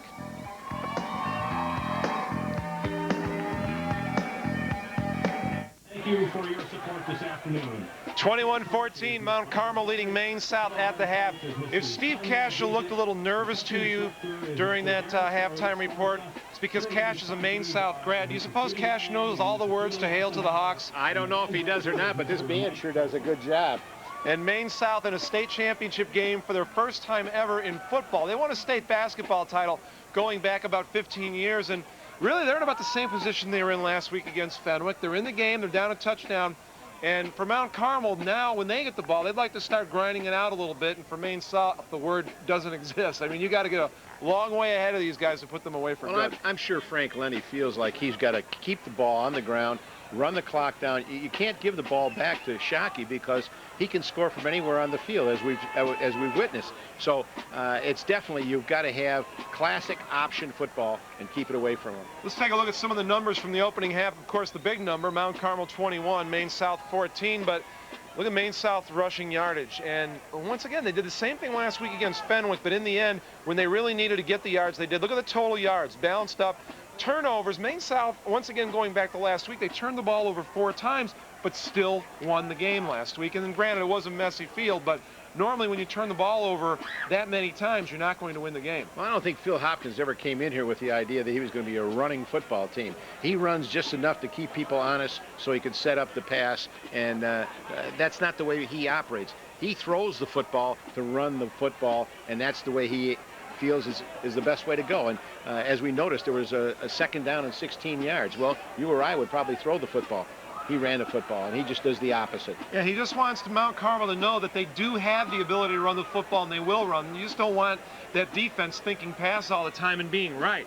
Throw in a run every once in a while and make them realize we do have to check and make sure it's not a run first. Right, and on a muddy field, obviously, those two little backs did a real good job, but it's not muddy out here today. Yeah, we got a fast track. The wind really hasn't been a factor so far. Brian Schmitz has done everything we expected him to do. Maybe the highlight for him in the first half was the play where he punted twice on one play and got a good punt away. Now, where else could you see it other than in high school football? I mean, that doesn't happen. I've never seen a pro have that happen, and it's exciting. And he had enough presence of mind to be able to do that, and that shows you what kind of an athlete he is. You know, how many people even realize that you can do that as Right. long as the ball hasn't gone past the line of scrimmage, that you can punt it again? Schmitz certainly did and got off a pretty good kick. For Mount Carmel, the difference in this game for them really has been their ability to blitz and get to Shackey, the quarterback. But at other times, Shackey has hung in there and made some great throws. Let's take a look at some of the highlights from the opening half. You saw on the stats that Mount Carmel has come up with 2 turnovers. Here's the first one, the interception by Phil Hatcher. And Phil Hatcher just played great defense. I mean, he played the way you have a defensive halfback, way you draw it up on the board. An interception by Paco Sanchez got the ball back from Mount Carmel. They took it down to the Maine South 5, and then here comes Welsh on the option. And he just turns it up. He's just such a big kid, 6'2", 195 pounds. He's willing to take on anybody. Doesn't like to pitch the ball, but he has done a little bit more pitching of the option here. Here's the punt. It was blocked once by Frazier. Now watch Smith. Goes and finds the ball, and he's in big trouble. First of all, was going to try and throw it, maybe make a first down. Whoops, that's not going to work. Well, wait a minute, I can punt it again. And he did. And not only did he punt it, but he got a good roll, too. And it certainly got Maine South out of some trouble. Here's the play that got Maine South back into the game. They weren't moving the ball offensively, but then John Shackey comes to the line. He's going to look for Ben Wilson down the right sideline. 2 Caravan defenders run into each other, and Wilson's running free for an 84-yard touchdown pass. Shackey takes a 5-step drop. He knew exactly who he was looking for. The 2 defenders knock each other off, and Ben Wilson is off to the races. That tied up the game at 7-7. And then one thing that's really been going well for Mount Carmel in this game is their return game. They've constantly gotten good returns on the punts and on the kickoffs. And here's Kraswicki coming up with a big kickoff return. Too many returns if you're a coach, because you want to be able to limit where you start and what your field position is. But Mount Carmel did an outstanding job on all their returns. Shackey is certainly the marquee quarterback in this game, but John Welsh is saying, hey, wait a minute. I can pitch this thing too. Does a good job of sidestepping the rush and makes a nice completion to Gentile, and Gentile goes to work. And the nice thing about that was Gentile read the kind of coverage he needed to go to, and he went over the middle of the field instead of going up the field. That set up the second Mount Carmel touchdown of the game. Here's Welsh again making all the right decisions on the option. And you think with the ball in his left hand he was going to pitch that ball? There was no way. He was going to run that all the way. Caravan led at 14-7 at that point. Then here comes Maine South again. Now, we talked about Brian Schmitz and his ability to punt. Well, his ability to catch the football is great. Look at Shackey hang in there in the face of the rush, takes a big hit. Schmitz goes and gets the football, takes it in for a 44-yard scoring play that tied the game up at 14. Now, remember, Maine South is supposed to have the quick strike offense, but it was Mount Carmel that got the ball in the closing moments of the second quarter and made something happen. And this is a great throw here. Welsh with a pump fake is going to go to the corner of the end zone, throws it to a spot, and then Gentile just goes and gets it. And went up as high as you could. And again, you had good coverage on Gentile, but Gentile makes a great catch. So that brings us to where we are at now, 21-14, as we're just about ready for the third quarter in this 5A title game.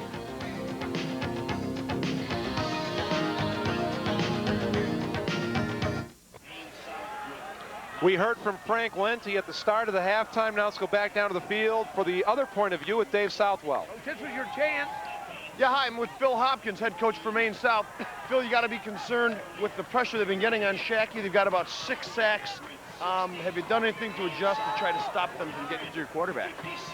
All we've done is go over what we thought they were doing and trying to be sure that we can account for all those people. I don't think they're doing anything that we hadn't prepared for. We just have to be sure that we're reading it.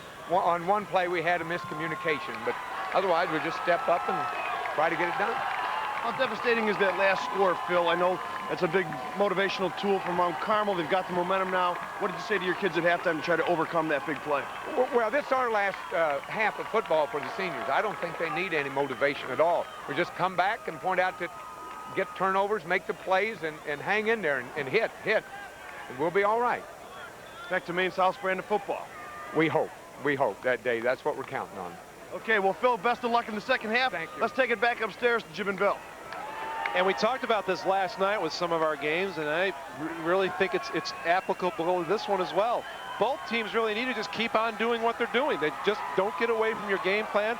don't get away from the things that have you here in the first place. Well, you heard Phil Hopkins. He's not going to change. He's not about to. And now you're looking at Frank Lenti, and he's going to run the option no matter what happens. So you've got two people determined to run the kind of offense that they feel is important to win the state championship. Mount Carmel will receive to open up the second half. Schmitz puts it through the back of the end zone. It will be 1st and 10 for Mount Carmel from their own 20-yard line. I know that we're going to see that young man someplace on a Saturday afternoon for some college kicking the ball. Here's something else important too. Maine South is going left to right in the 3rd quarter. That's the same direction the wind is blowing. So Schmitz will have to kick into the wind in the 4th quarter. Maybe something just to file away for later on.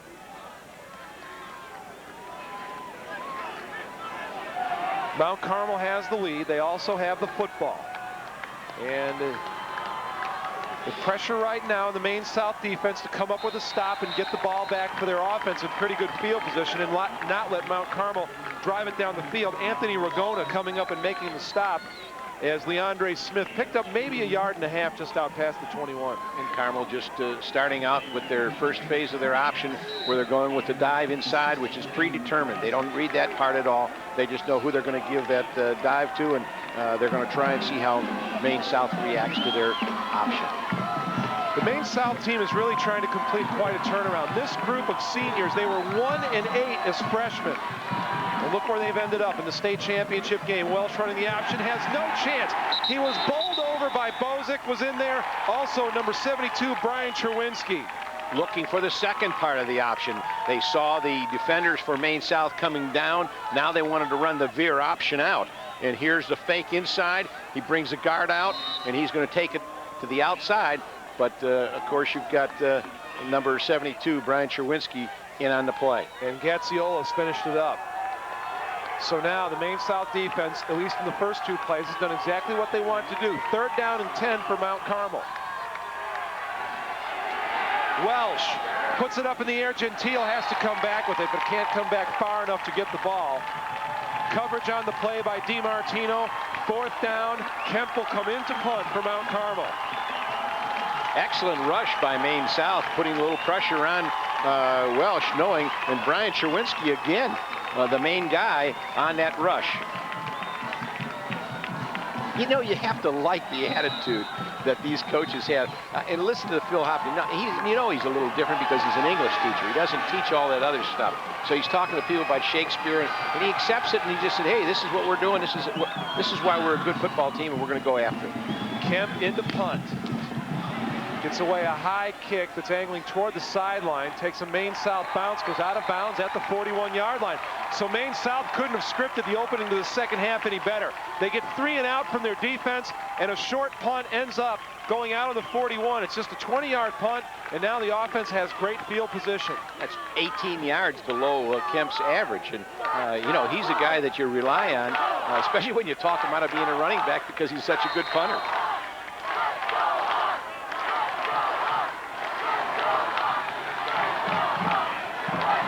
Interesting to see what they go with on 1st down here, Jim. At some point in the game, you're going to see them try and run the football a little bit.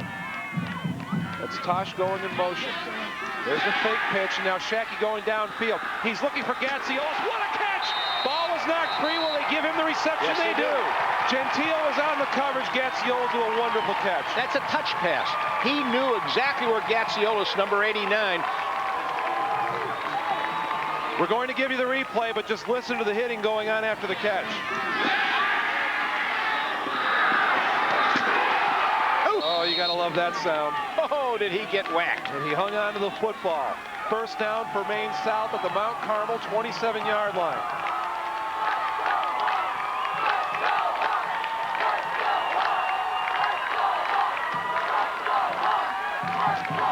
And here comes the run. Sherwanka takes it right up the middle.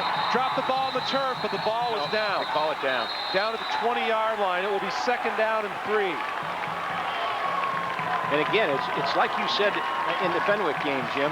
It was a little crack. There was not a big crease there, but he found it and was able to run it for at least, he got almost 7 yards. That's all you need in a running game in an offense like this. Just enough to keep people honest, to be able to go. And it's a possession-type pass offense, as we mentioned before. 2nd down 3. That's Gatziolis in motion. There's the handoff again. Gavin's going to carry the ball. He'll pick up a couple. Looks like he's going to be short of the 1st down. What Maine South tries to do with their running game, they're not trying to bludgeon anybody by running the ball up and down the field. But what the run does, if you can make it effective, and that means getting 4 or 5 yards a pop, as they have done a little bit today on this drive, it's exactly what you need to make it a little easier on your quarterback and your receivers. Well, Phil Hopkins has a philosophy. He went around and watched different people. He watched Mike White when he was at Illinois, Sid Gilman, and he's put a package together that he thinks is effective for the kind of athletes he gets at Maine South. 3rd down and 1. Mount Carmel crowding the line. Gavin gets the call. He is going to be close to a 1st down. And the official signaling for timeout while they get a spot on the football. Gavin believes he has it. This is going to be very, very close. You know, the interesting thing about a team that throws the football, most times if they get inside the 10-yard line, they got to get a 15-yard penalty because they want to start back out from the 25-yard line so they can score. He may not have this. It looks like it might be very, very close. I think he's going to end up just a little bit short.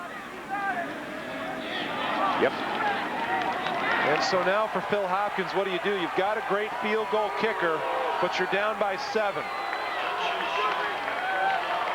You've got a lot of time, and they're obviously going to go for it. They're not going to kick.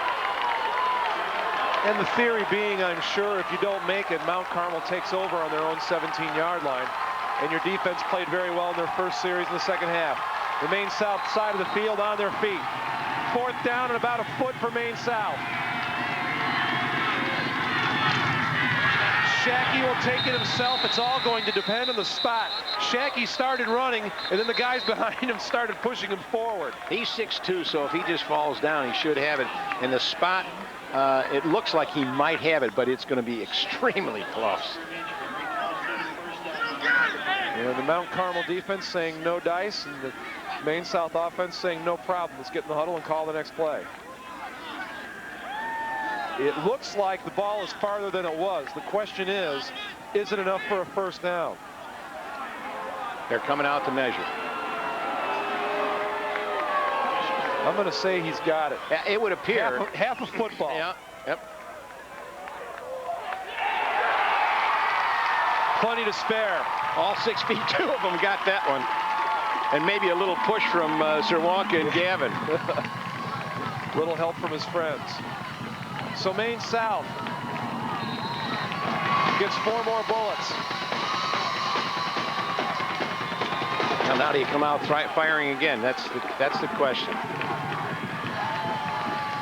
Ball on the 17-yard line of Mount Carmel.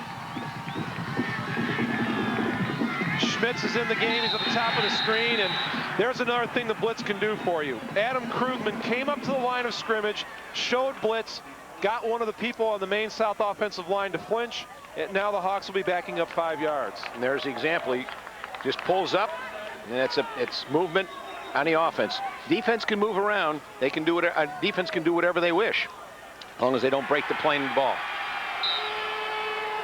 But again, they're a passing football team. 1st and 15 doesn't make any difference philosophically as to what you have to choose and pick as far as running the football. They're not going to run the ball anyway. Schmitz will go wide to the right. Tosh is at the bottom of your screen. Shackey to throw. Here comes the blitz. Got rid of it and did exactly that. Got rid of it.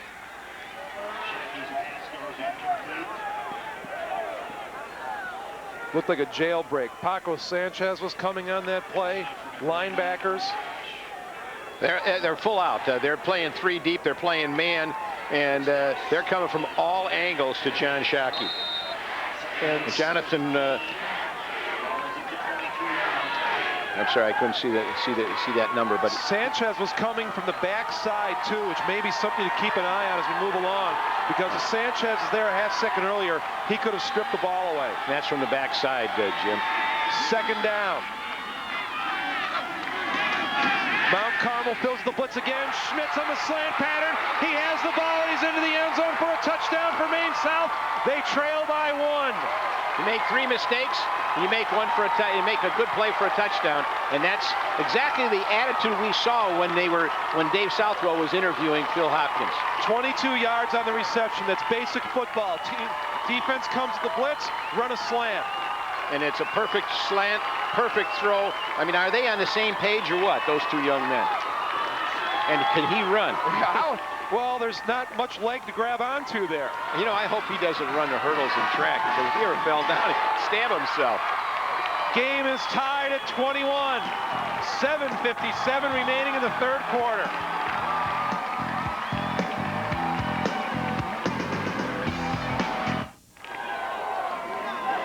If the slant is set up properly, it can be the most difficult pass pattern to stop. Well, a defensive back can't step up inside, and Shockey just 5 steps, throws it slant. 4 receptions for Schmitz, 2 touchdowns, and you know, he's just having a marvelous day. 2:36 for that drive, and maybe the key thing is that Maine South only had to go 40 yards to score. Now it's Mount Carmel's turn. Back deep to receive the kick, Charles Frazier and John Kruzwicki. Schmitz Frazier again kicking with the wind. They won't get a chance to return this one. Charles Frazier, you know, that's the young man we watched earlier with a great returner freshman. Boy, he's dangerous. Try and keep the ball away from him if you don't want good ball returns. Mount Carmel went 3 and out on their first offensive set of the 3rd quarter. They now get another stab at it.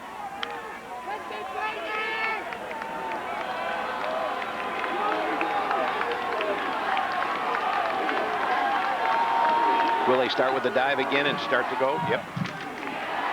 Outside option. Leandre Smith will pick up a couple of yards. Joe Ragona was there.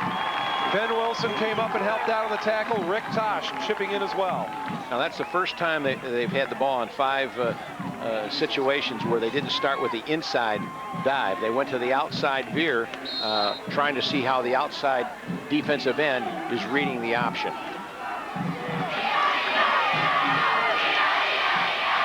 Second down 7. Welsh will throw. Looking for Gentile, and he's hit immediately after he caught the football.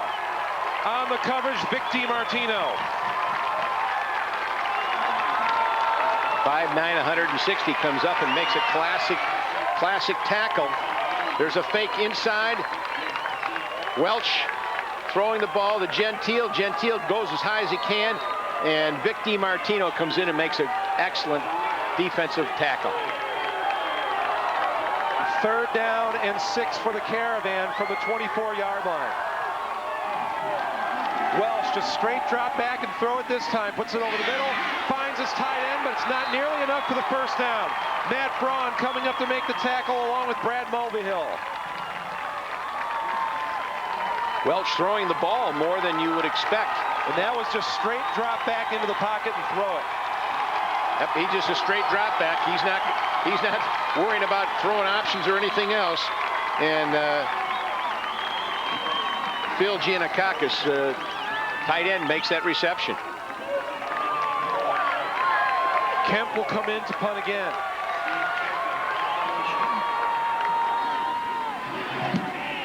And he gets away a very good kick. Taken at the 38-yard line. This is Tosh, who had a kickoff return for a touchdown last week. Carries it out to the 48-yard line before he's brought down by Gozi Onima. Let's go down to the sidelines to Dave Southwell. Guys, I've got the recruiting chip of the year right here. Jason Lorzell, last year's player of the year for the Sun-Times. Jason's at prep school. Where are you at now, Jason? I'm at Milford Academy out in Milford, Connecticut. Jason last year scored touchdowns from 7 different positions, was a force on offense and defense. You going to play tight end in college, Jason? Tight end, possible wide receiver maybe. I have to beef up a little for tight end, but wherever I go.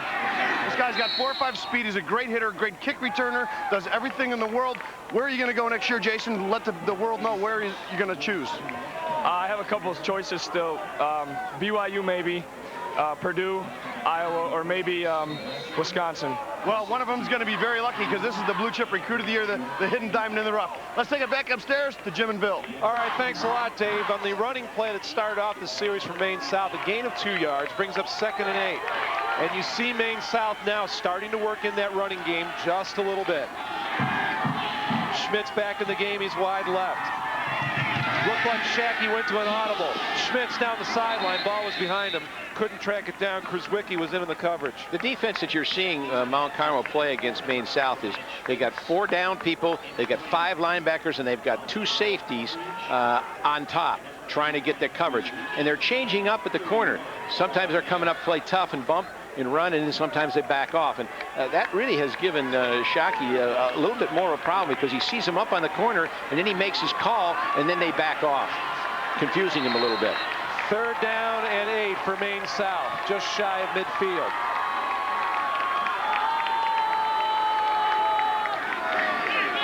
Mount Carmel showing blitz again, although Krugman backs out now. Shackey in trouble trying to dump it off. Sherwanka made the reception, but he's going to end up losing yardage. He's buried at the 45-yard line. Among others coming in to make the stop, John Boyd and Adam Krugman. Here's a replay, and you got some really good pressure coming from Mount Carmel. And coming from the backside, and as you mentioned before, Jim, the backside seems to be giving an awful lot of pressure, and John Boyd really doing an outstanding job from that backside. Schmitz with an opportunity to punt with the win. And they look like they want to go for it. They're going to try and block it, or at least give them pressure. And they did get a little heat on, but did not get to the kicker. And Schmitz just kicks it away from Kruzwicki, gets the roll. Ball's going to end up going out of bounds at the 15-yard line. And some of the people over here on the Maine South side of the field thought for a second that that ball might have been touched by Kruzwicki. It was touched, but then the ball went out of bounds. If it had bounced back onto the field, it's a free ball. Let's watch it. Kruzwicki touches it right there. Or did he? Well, I think he definitely touched it, Jim. Yeah, Brian, you did the job. He is something. So Mount Carmel holds on defense. They get the ball back. 4:09 remaining in the 3rd quarter. We're still tied at 21. And they went right back to their bread and butter play, their inside option. Again, just trying to get it going, trying to get a drive going, try and get the ball where they could run the ball 10, 11 times without having to pitch the ball and without having to pass the football. You're really seeing both teams do the same thing, and that is they're just trying to go with the basic things they do on offense that sets up and allows them to do everything else in the package. To get the big play. Absolutely, Jim. You just can't go with one thing all the time. Gain him a couple on the play. Now the pitch to Leandre Smith. He turns the corner quickly and is taken out of bounds at the 23-yard line. Maine South is doing something that a lot of teams have not forced Mount Carmel to do this year. They're getting some good pressure inside, and they're forcing John Welch to have to pitch the ball quickly. He doesn't have the opportunity to take his time. He's got to pitch it immediately.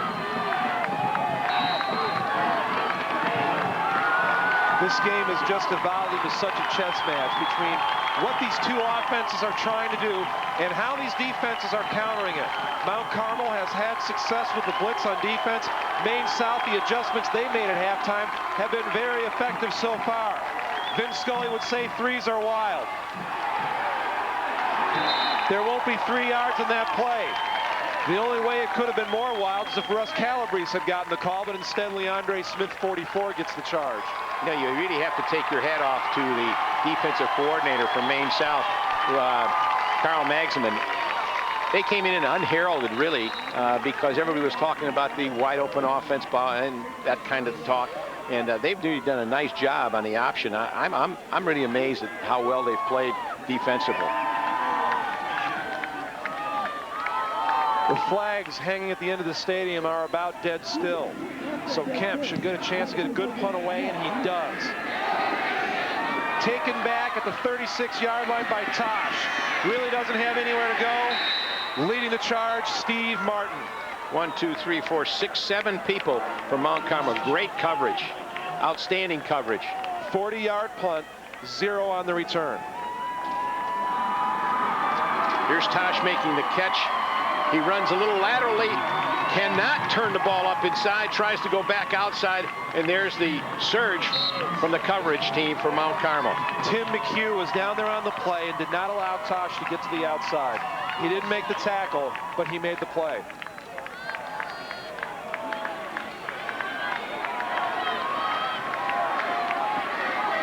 So Kemp helps out his defense by getting away a good punt. Now Maine South 1st and 10 from their own 36. Shackey fakes the pitch again. He wants to go downfield. Tosh is wide open over the middle. Tosh has the reception. He's taken down by Kruzwicki and Gentile at the 44-yard line. They were playing man. Mount Carmel was playing man-to-man on that particular defense, and we'll see it right here. We're seeing it, and then all of a sudden with the pitch, the fake that John Shackey makes, the defender backs off, and he's looking for the run, and then the receiver's wide open, and of course Rick Tosh makes a catch.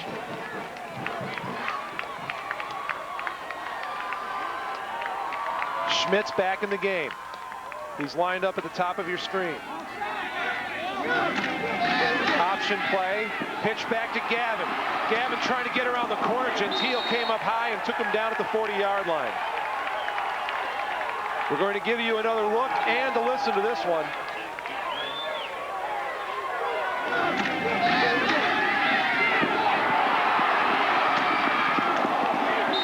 You know, he came into this game 5'9". I think he might be 5'6" after Well, that. I was just going to say, some people may look at that as somewhat of a high tackle, but remember, Gavin's only 5'8". He's But now 5'6". he did get 4 yards on the play. Gavin again. Will pick up another couple of yards. Going to bring up 3rd down and 3. Among those getting off the bottom of the pile for Mount Carmel, number 48, Jonathan Boyd. We are about to enter the final minute of the 3rd quarter. We are still tied at 21. Jim Blaney along with Bill Gorley at Hancock Stadium. This is the 5A championship game. And so far, both these teams have played like champions. We have not gotten any word on Ben Wilson, number 86, but I haven't seen him since the half. He's on the sideline. 3rd down and 3. Krugman in the neutral zone, but did one of the Maine South Hawks jump? Yes, they did.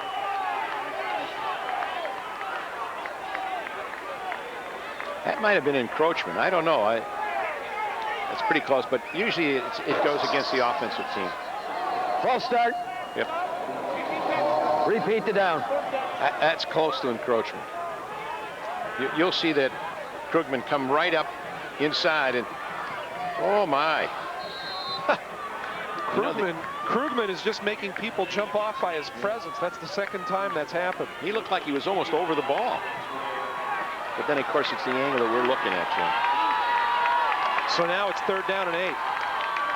40 package for Mount Carmel on defense.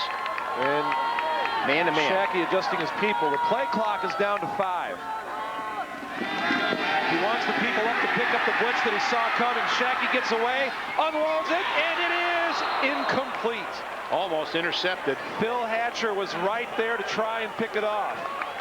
The ball was intended for Rick Tosh. Phil Hatcher was actually off balance when the ball came in his area. And here's the rush. Shackey gets away from the rush, throws the ball, and Phil Hatcher is off balance here, or he makes an interception. I wonder how much fun the Mount Carmel defenders are having, the fact that they're getting to blitz, the linebackers are getting to go after the quarterback. I would have to think, if you're a defensive player, this has got to be about as fun as it can get. Look out, right up the gut, nearly blocked. Schmitz goes down, there won't be a flag. Kruzwicki gets away from the ball, it will hop out of bounds at the 21, and Schmitz doing everything he can to try and draw the flag. And Schmidt's not coming up. Well, he's all right. He's going to walk it off a little bit, but certainly. The punt was 21 yards. When we come back after the break, Mount Carmel is going to have the ball on their own 21-yard line. Coming up the middle on the block attempt, number 38 for Mount Carmel, that's Steve Gilbert. But keep an eye on Brian Schmitz. He may be limping around a lot, but at some point in time, we're going to see him sprinting up the sideline. Stick around. 1 quarter to go. We're tied at 21.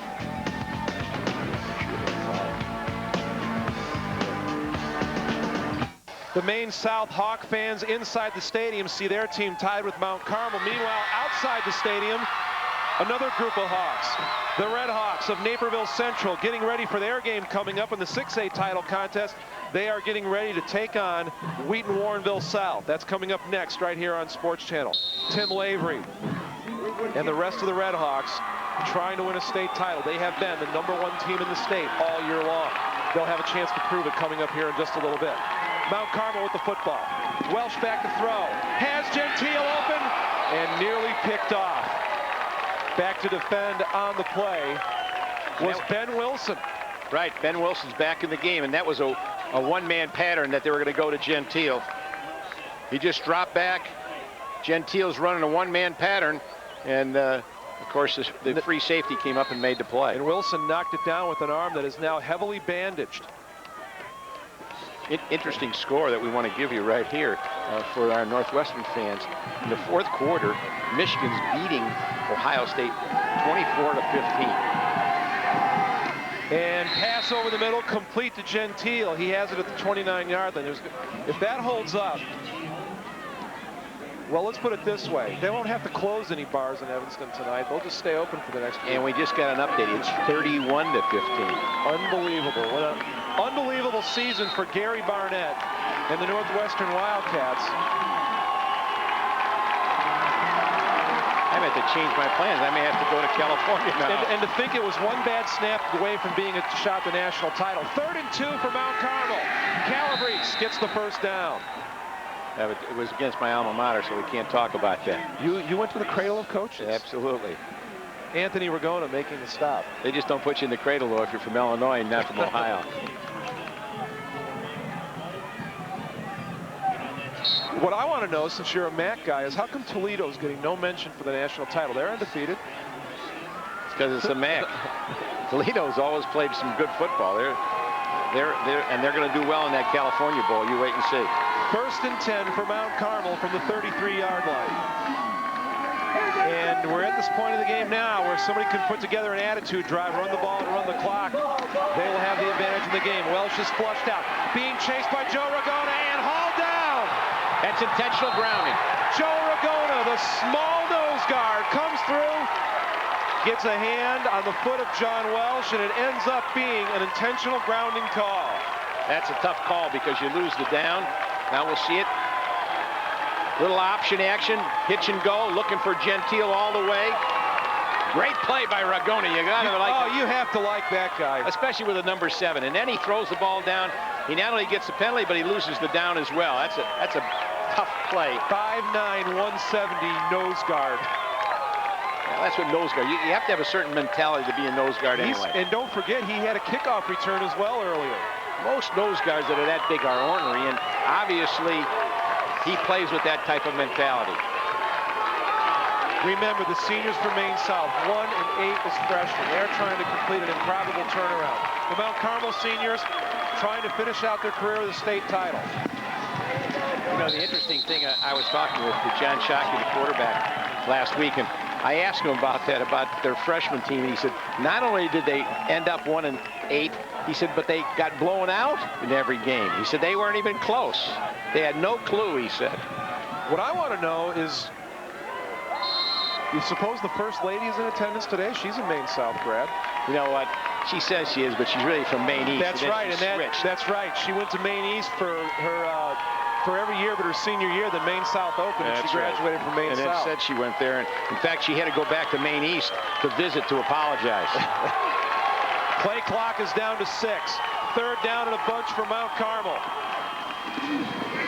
Ball is finally snapped with 2. They go with the reverse. Gentile pulled down from behind by Rick Tosh. Jim, tell me they aren't, Maine South isn't playing with purpose. I mean, they're really making some great defensive plays. Up and down the field, and different people, not the same people. We'll see the replay. It's a fake inside. They're going to go to a reverse to Gentile. And, of course, Scott Ganciolis, former Catholic League father, makes the play. Yeah, let's give credit where credit is due. He's got the right genes. So the momentum certainly has switched over to the Maine South side of the field, but remember, the game is still tied.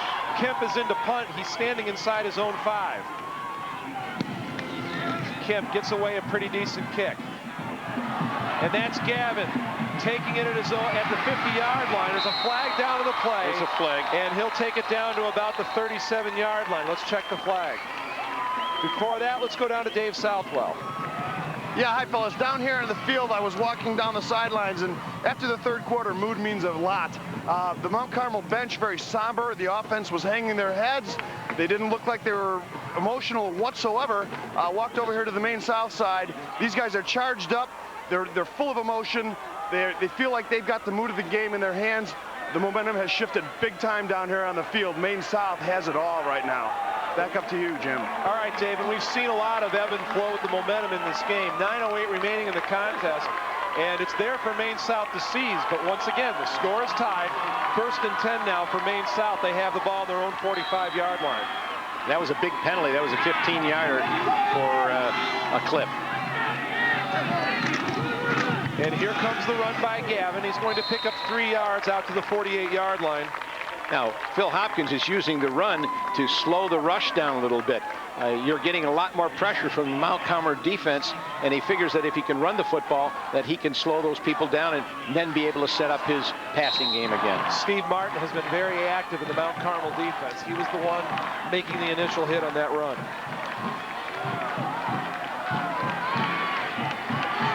Schmitz is wide to the left.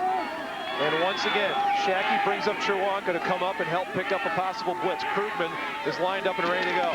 He'll drop back, though. Shackey back to pass, goes over the middle for Rossi, has him at the 31-yard line. Time and time again, he throws the football when the defenders are hanging on him. You cannot fault Mount Carmel's defense. They're playing a good football game. They pick up the block. Cherwonka and Gavin pick up the blitz. There's the throw, and a defender, 2 defenders, right on him. And Phil Rossi, number 24, 5'10" senior, makes a reception. That's a name we haven't seen all day. Phil Rossi has been in there at times. Now Rossi and Schmitz are both wide to the left, and Shackey almost every play now is explaining to his backs exactly what he wants them to do. And every time he's done that, it's been a pass play. Shackey going to go for a little one-on-one game with Tosh, and he has him out of bounds at the 10-yard line.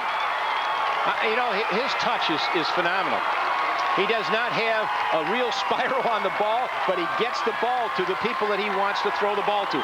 And you know, he stood at the line of scrimmage, and he knew exactly where he was going. He lined his people up, and this is what Phil Hopkins was worried about as a junior, because he did not have the presence of mind to be able to do that as a junior. And you saw him make the hand signal to Rick Tosh, obviously changing whatever the pattern was and making certain of what they were going to do on the play. Talk about understanding what defenses give you and being able to take advantage of. That's amazing. Now look at this. This is a different offensive formation from Maine South. They have no wideouts in the game. Instead, they hand the ball off. Gavin is going to go into the end zone for the touchdown. Maine South has the lead, 27-21. Is that ironic? He lines up in a formation that Woody Hayes would run inside the 10-yard line and scores. Woody Hayes said the pass is no good. Woody would have hated this offense. Oh, he certainly would have, but he would have been proud of that play right there. We talked about the chess game going on and what a move that was. You line up in a strictly run formation with a full house backfield and no wideouts, and Gavin runs it in. And it was a fake. It was a fake to the inside fullback. Extra point is up and good. Maine South is up by a touchdown, but there's plenty of time left for Mount Carmel. 7:42 remaining in the 4th quarter.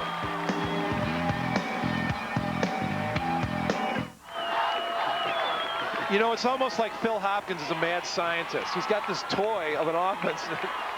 But if it's well conceived, it's not the kind that a lot of people have with a grab bag offense where they throw the ball all over the lot. He knows exactly where he wants to go. He's worked on it over a period of years. He's been a head coach for 14 years at Maine South, and it isn't something that he just thought up. He's gone and developed it, and he feels that for the athletes that he's going to get at Maine South, this is the best way to go. And obviously, he's doing a great job of it.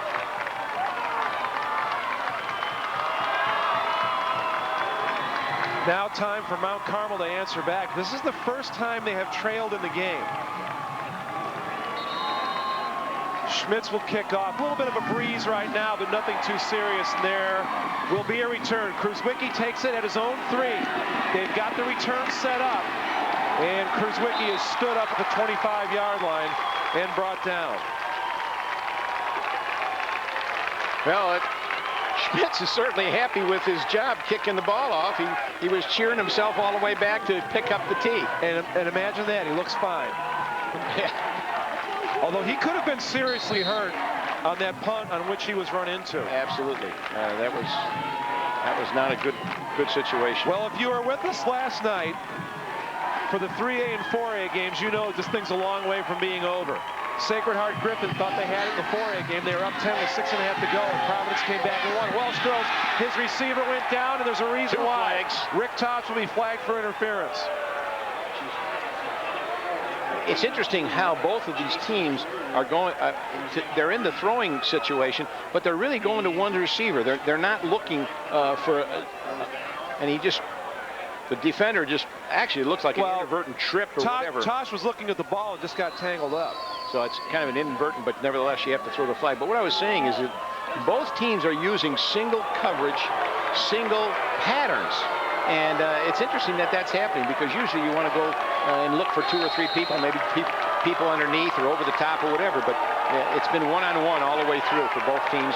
We set this thing up as Mount Carmel runs and Maine South passes, but it's been each school's ability to do the opposite that has really helped out their cause. Quick hitter up the middle by Leandre Smith, who has been relatively quiet today. Picks up a couple of yards. It will be 2nd down and about 7. And again, you begin on a 1st down with your inside option. Not predetermined, nothing fancy. Just see how they react, and let's go from there.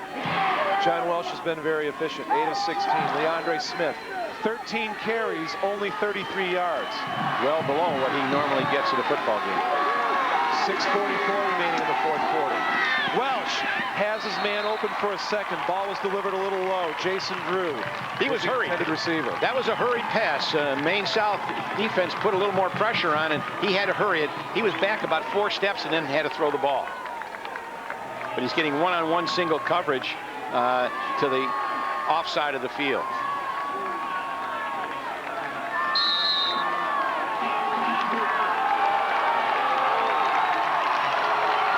Down and 8.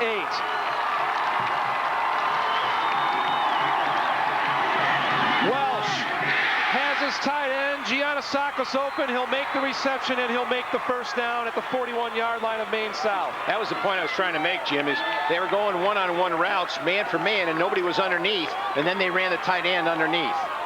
16 yards on the pickup. And Welsh knew darn well that Giannakakis was going to be open because of the pattern that they threw on 1st down. Giannakakis is some tough yards after the reception as well. 4 new downs for Mount Carmel. 6:22 remaining in the 4th. Welsh gives it off up the middle, and Leandre Smith fighting for some tough yards. Picked up about 4. Back to the basic option again. Now, you throw the ball, you pitch the ball, or you go with your trap option. Tom Janis was in there to make the stop.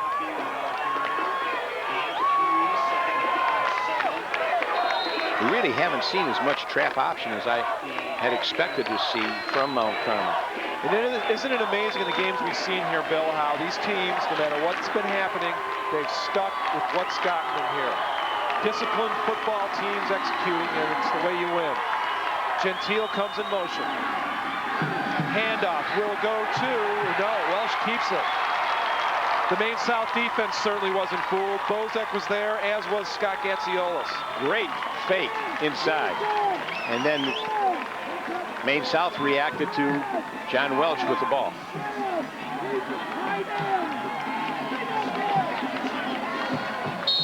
It's going to bring up 3rd down and 10 from the Maine South 41-yard line. You see Gentile out wide, and you see a flanker look for the hitch and go. Nope, don't see that formation.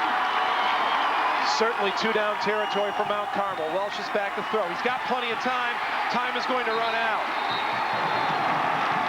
Referee says no to the flag. Bozek was in on the pressure on John Welsh.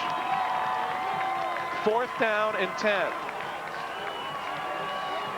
This is the coverage downfield for Maine South that did this. And Maine South definitely giving a good pressure from the backside, and John Welch just trying to unload it, trying to get the ball away without taking the loss. Maine South wants a timeout.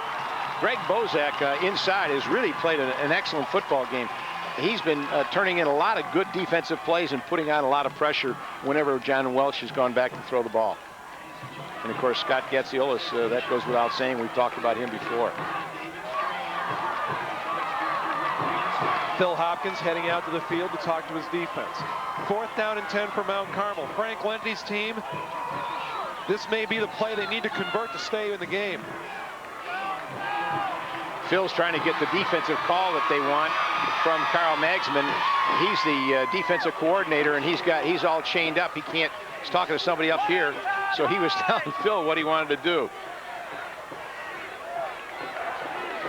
Boy, look at these stands in this stadium, totally full now. The Naperville Central contingent in red across the way, next to the Mount Carmel folks awaiting the 6A championship game upcoming.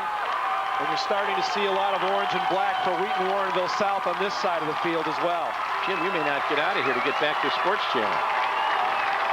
Got to get back there to talk to Doug Buffone about how the Bears are going to do against the Giants tomorrow on Bears Nightly. That's coming up tonight at 10 on the Sports Channel Report.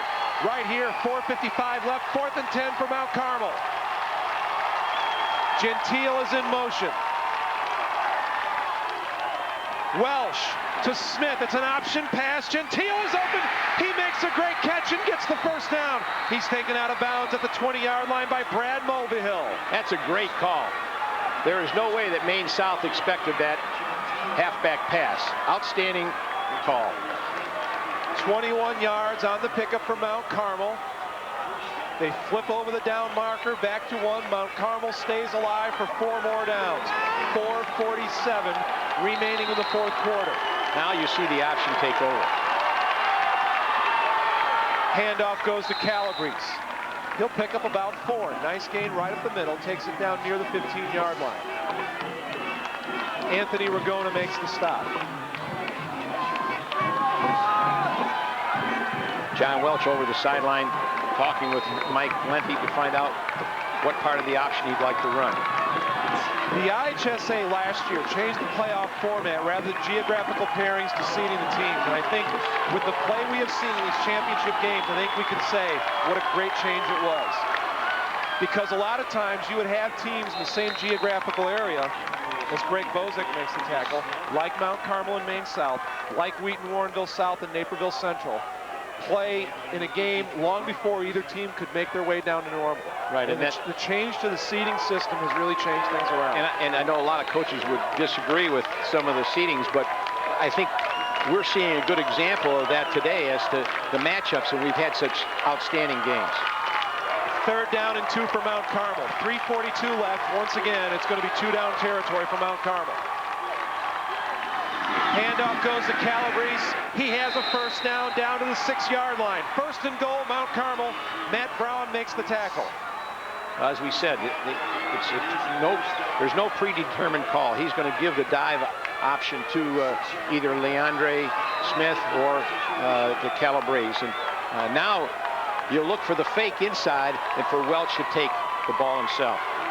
One thing the tradition of Mount Carmel does for you, and there's a lot of former Mount Carmel players on the sideline today, it leads these guys not to panic. They know what it takes to be a winning football team, and they're showing it now.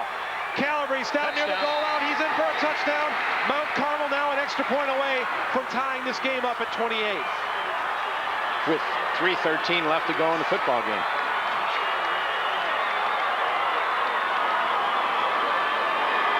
Look at Calabrese just keep on churning once he got inside the 5. They took some extra large splits to run that inside option, and Calabrese just breezes in. And the Caravan bench reacting to a gutty drive by the Caravan to come back and tie this game. They converted a 4th down and long to keep this thing going. Now they're an extra point away from tying this thing up. Well, and the question was, well, Coach, are we going to go for 1? Certainly. Malashevsky in to attempt the extra point. We are back to square one. tied up with 3:13 remaining in the fourth quarter. Now it is time for the quick strike offense of Maine South to try and see if they can take it downfield.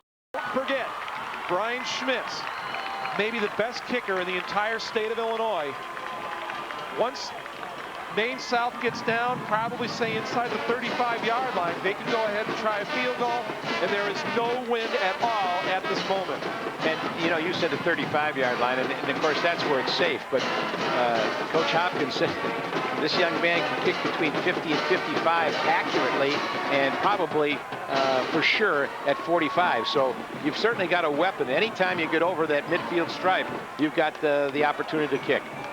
75 yards in 4:29 when the game is on the line. That says something about the character of your football team. And that's the classic part of the running game of the Caravan, where you've taken the ball 11 plays and you ran your option exactly the way you wanted to, without having to throw the ball all over the lot, because they just don't like to do that. We talked about in the first offensive series of this half, when Mount Carmel had the football, the heat being on the Maine South defense. Maine South was behind at that time by 7 points. The Maine South defense answered by making Mount Carmel go 3 and out. Well, now the pressure is going to shift to the Mount Carmel defense as Maine South will get the football. Tosh and Gavin converge. It's Tosh with the football, and he is taken down at the 21-yard line. Leading the charge for Mount Carmel was the kicker, Malashevsky. Well, the ball's on at 21. Now normally you would say, well, field position, you have to do this, you have to run this play. You're not going to see it. Maine South is just going to wind it up and go after it. And don't forget, the pass can be a double-edged sword, because if you're putting the ball up for grabs, that means the defender's got a chance to get it as well.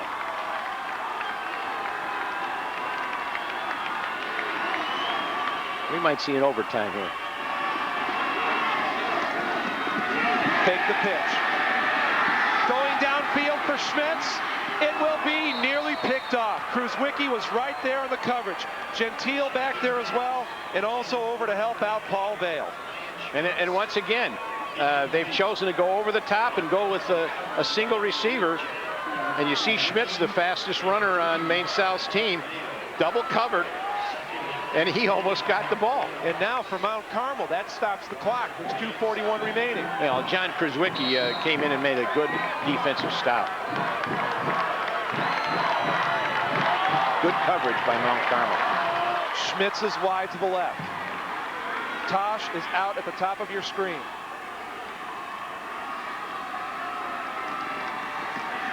Shackey quickly over the middle, has the completion, a pickup out to the 29-yard line.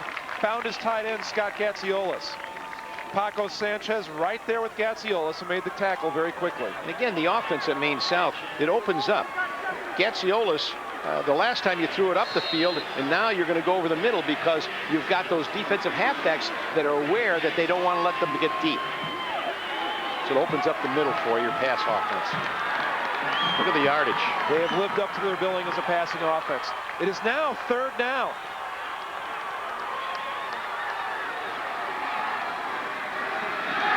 Shackey to throw, sends it to the outside, incomplete. The Mount Carmel defense holds. 1:58 remaining in the fourth quarter.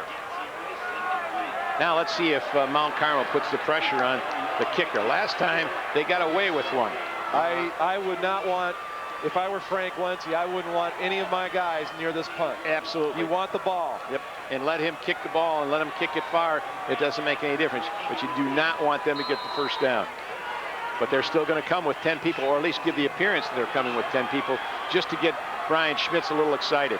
Once again, no wind at all. Kruzwicki standing at his 40. Mount Carmel does indeed set up the return. Good kick. Kruzwicki takes it at his 33. He's got room to run. Kruzwicki, if he can get to the outside, can go a long way. Braun couldn't pull him down. Now a flag comes in. Kruzwicki is down at the 41-yard line. Matt Braun, hanging on for dear life, saved a big return. That flag could be a big play for either team, because Maine South obviously wants to push them back, and if they don't, that really puts Mount Carmel in excellent field position. 39-yard run, 39-yard kick, 17-yard return. It will be a penalty against Mount Carmel. Maybe we have the opportunity to watch the clip here. There it is right there. Clip was right at the beginning of the reception. Somebody came up behind and hit one of the defenders in the back.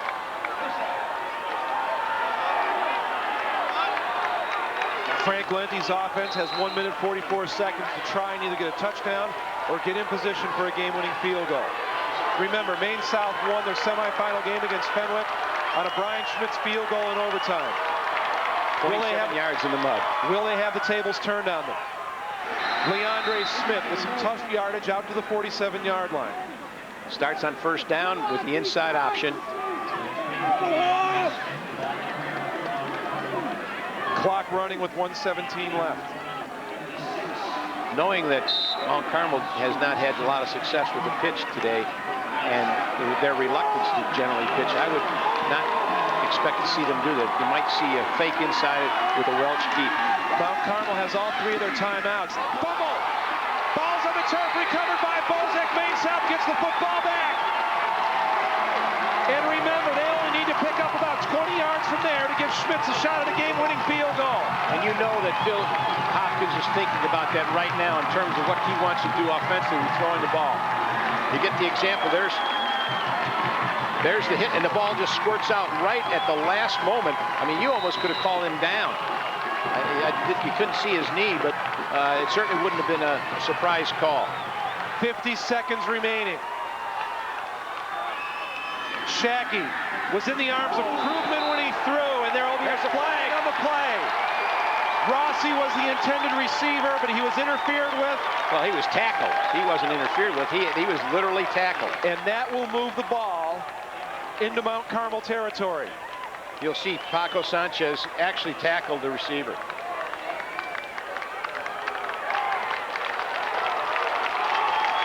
What an unbelievable weekend of football this has been at Hancock Stadium. And it's not over yet. Don't forget the 6A game coming up as soon as we are done here. 43 seconds remaining on the clock. We are tied at 28. I would think that here, if you really want it, you've got to get at least another 10, 15 yards.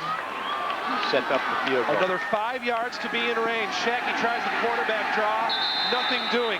Ed Donahue, who had a huge hit earlier on Shackey, wasn't fooled. Not a bad call. Not a bad call at all, because you can go right up the middle, and even if you get 5 yards, it would open up the possibility of throwing the ball underneath to the tight end. Maine South will call timeout. Let's take a look very quickly at how we got to this point. This has been a tight football game all the way. First quarter, Welsh ran the option beautifully for a 7-0 lead. Then Maine South came back and answered back with an 84-yard touchdown reception by Ben Wilson. Then Welch, another option touchdown run to make it 14-7. Maine South came back and tied it up when Schmitz made a 44-yard touchdown reception. Then right before the half, Gentile hauled in a pass from Welsh for a 21-14 Mount Carmel lead. Schmitz with his second touchdown of the game tied it up at 21 in the third quarter. And then Maine South went ahead for the first time in the game on a 10-yard touchdown run. And then a gutty drive by Mount Carmel. 5 minutes plus, ending up in a 7-yard touchdown run by Calabrese. And that is how we have gotten to 28-28. 37 seconds left. It is second down. Maine South needs about 7 yards to give Schmitz a shot at it. Gavin's in motion. Shackey, little quick hitter over the middle. Just didn't get enough air under the ball. Gatziolis was the intended receiver. That will bring up third down. That's what I was looking for, because the wideouts are trying to protect the deep, and the underneath passing zones are certainly wide open. Now, Phil Hopkins has a lot of things he can do here. He can try and just pick up the yardage and give Schmitz a chance on fourth down. No wind at all to consider. But he can also maybe try and take a shot at getting the first down here and maybe let Schmitz try the kick from there. A lot of things potentially could happen here. Schmitz is split out wide to the left. Tosh is wide to the right. Over the middle and knocked down on a beautiful defensive play by Paco Sanchez. All right, now the moment of decision. Do you go for the field goal, Coach? From here, it would be an attempt of 58 yards. Or do you just play it and run. They are going to try the field goal. Schmitz has the kicking tee in hand. Why not? I'd go for it. The only thing you got to make sure is if it's blocked, you've got somebody that can take and not allow Mount Carmel to pick it up. Brian Schmitz won the game against Fenwick with a field goal in overtime. Can he do it twice in a row? If he's going to do it, he's going to have to do it from 58 yards out.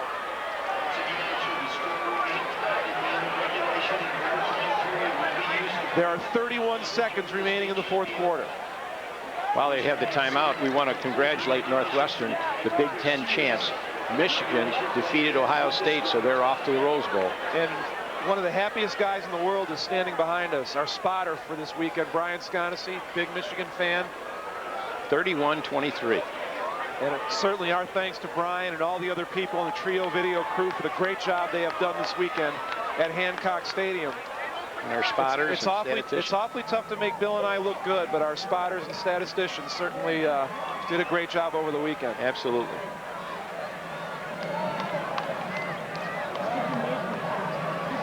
Now the other question is, will this be a state record if you were to make it? Once again, no wind at all to speak of, and you see the distance that Schmitz is going to try and cover. Now Phil Hopkins has told me that he has kicked him in practice 55 yards, so this is even 3 yards beyond that. And don't forget about the possibility of a fake either. The kick is up, and it's going to be wide to the right, but look at that, it had plenty of distance. There's a flag on the play. A flag, oh my, oh my. Personal foul, roughing the kicker. Maine South has a first down, and they get 15 more yards to boot. Brian Schmitz will now have the other opportunity. Let's look at the replay on the kicker. He's down. Now, let's bring something up right here. Last week in the overtime, once Maine South on defense stopped Fenwick 10 times the football. Once Maine South finally got the football, Phil Hopkins didn't mess around. He brought in Schmitz right away on first down to kick the field goal and win the game.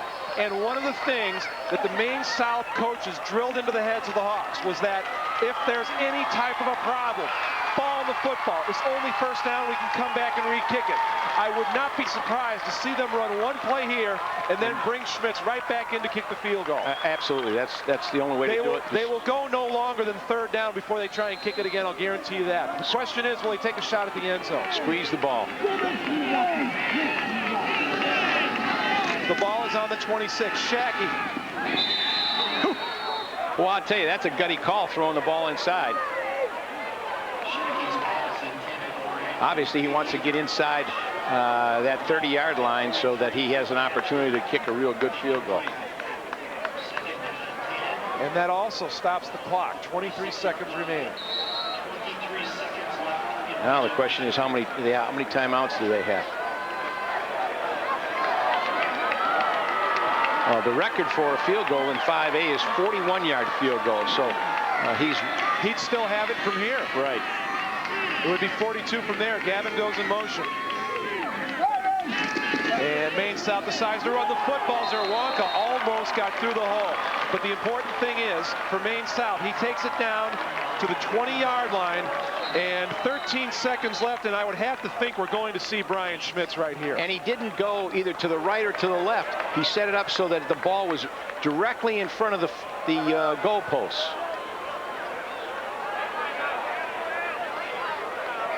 .12 seconds remaining, still tied at 28. Schmitz had plenty of leg on the 58-yard field goal attempt, but it was wide right. Now he's going to get an attempt from 38 yards out. Well, you could tell all the people from Maine South here, they feel confident. They're already saying, hey, this is it. Let's see what happens. What an exciting football game. You could not ask. If you scripted this, Jim, you couldn't ask for any more.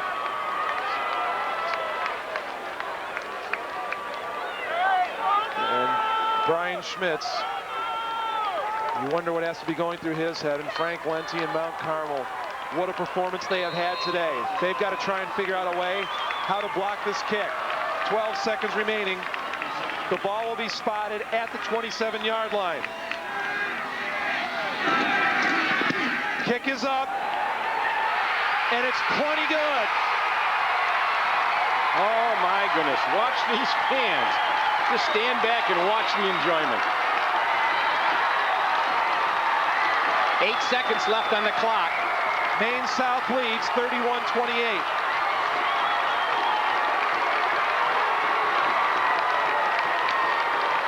All right, guys, don't celebrate too much. You still got 8 seconds. Mount Carmel get together on the sideline and decide what they're going to do. What a weapon you have if you're a high school team and you have a great kicker. He knew it right away. As soon as he hit it, he knew he hit it solid. And then, of course, he runs off the field with a little cheer. But he knew as soon as he put his foot to it that it was right there. And you have to give credit to the holder, Tosh, a receiver who obviously has good hands and put the ball down exactly the way Brian Schmitz wanted it for the kick. On that drive for Maine South, they were aided by 2 15-yard penalties. The critical one was the 15-yarder for running into the kicker on the 58-yard field goal attempt. You'd have to wonder, did they have, the officials have rabbit ears on the fact that they didn't call the punt? I mean, obviously you are somewhat subjected to how the fans feel.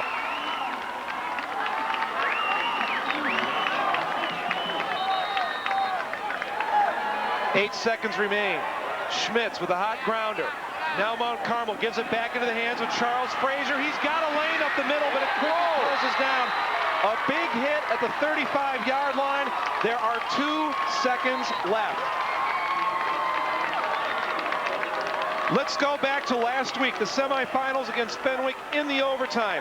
Tied up at 21, first down, first play in the overtime for Maine South. Phil Hopkins sends Brian Schmitz into the game. Has anybody had a more exciting 2 weeks than Brian Schmitz?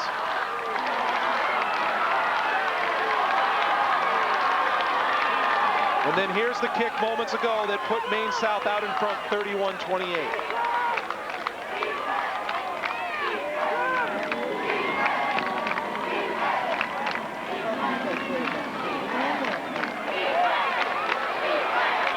Now Mount Carmel with one more play. And remember, the dark jerseys here in Hancock Stadium represent the home team. Should Maine South go past this final 2 seconds and still be in the lead, all 5 home teams will have one here in Normal. And if you believe in such things, that would certainly portend well for Wheaton Warrenville South. They will be the home team in the 6A game. Now let's see what the offense comes up with 2 seconds left on the clock for Mount Carmel. Obviously, John Welch is going to have to throw the ball, but be interested to see what kind of a play they come up with. The safeties for Maine South are back at their own 40-yard line. Here's Welch to throw. Has a man open, and what a wise decision by Ben Wilson. Just knocks it down. Maine South, they're the 5A champions for 1995. They beat Mount Carmel 31-28. What a great football game, Jim. I can't ever remember enjoying so much a football game as I watched today. I know both teams played outstanding football, and you know, Frank's been on the other side as well as winning and losing, but I tell you what, this was just a great high school football game, and everybody should be proud. The Illinois High School Association for being able to put this on. We certainly are up here in the booth. It was just a wonderful experience. The thing you like to see in a game like this is you just like to see everybody come out and play well. You would be hard-pressed to find any young man on either one of these football teams that did not give it their all and did not have a great game in this contest. Somebody's got to win and somebody's got to lose, and it can't come down to the wire any more than it did in this one.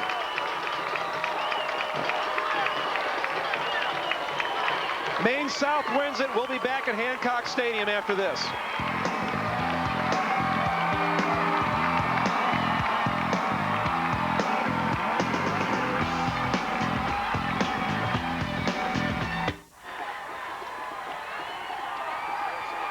Thanks. They were 1-8 as freshmen. They are state champions as seniors. Brian Schmitz, a game-winning field goal of 37 yards to give Maine South their first ever state title in football. Mount Carmel had one play with 2 seconds remaining to try and score, and once the ball was knocked down, Brian Schmitz, for 2 weeks in a row, wins the game for Maine South with a field goal. Well, that's the phenomenal thing. They win the semifinal game with a field goal, and then he comes back down here and does exactly the same thing. And not only did he win it with his foot, but with catching the football as well.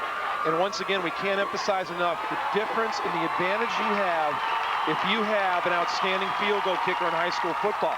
Many times on a high school team, you have to line everybody up and see if any of them show a propensity to kick the football. Or you borrow somebody from the soccer team. And the Mount Carmel Caravan, so many times they have been to this state title game, and so many times they've come away the victors. But in 1995, Mount Carmel ends up as the #2 team in 5A. Well, they certainly have a great tradition, and they've won 5 state championships, and now they've lost 2. But certainly a credit to Frank Lenti, the way they played hard and played an outstanding game. And look at the way Mount Carmel came out in the drive that gave them the touchdown that tied it at 28. They had a 4th and 10 to convert on that drive, and they showed guts. And they showed that they were going to stay in this game, that Maine South was going to have to go down to the wire if they wanted to win it. And Mount Carmel certainly had all the opportunities to win the football game. They hung in there, and they showed the tradition and pride that is so much of a part of the Mount Carmel Caravan football program.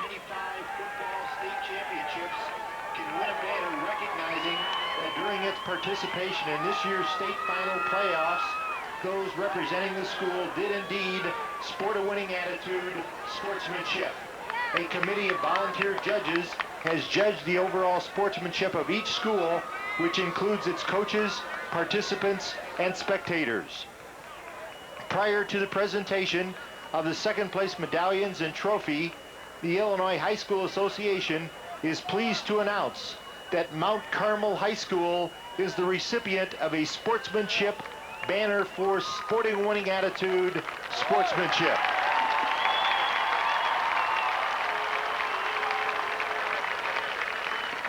And now for the presentation of the medallions. A special medallion is presented to Father Atcher, and the individual awards are being presented to Coach Lenti and to his team captains.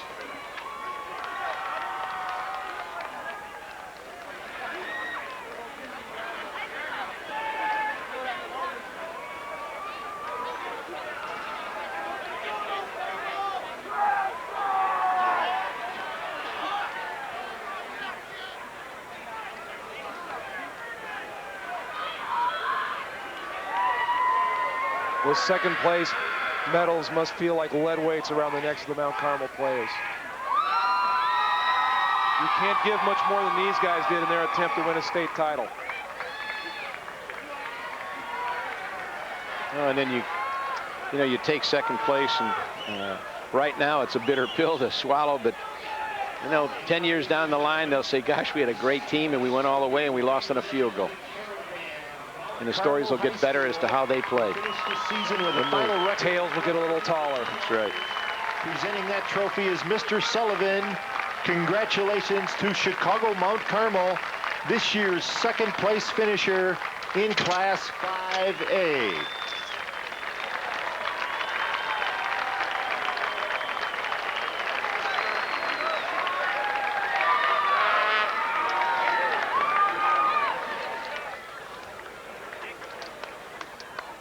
Maine South will now move up on the podium. They will accept their trophy for being the 1995 state champions. They win it on a field goal by Brian Schmitz. And again, as we look at the replay, the second he put his foot into it, you know that he felt good and had it. This play will get replayed over and over and over in the homes in Park Ridge, especially in the Schmitz household. When he kicked an extra point, something occurred that I have not seen here since '84, since I've been doing these games. He kicked the football and it hit the scoreboard. I don't ever remember anybody here in high school being able to do that, because the scoreboard is well behind at the end of the property of this whole football stadium.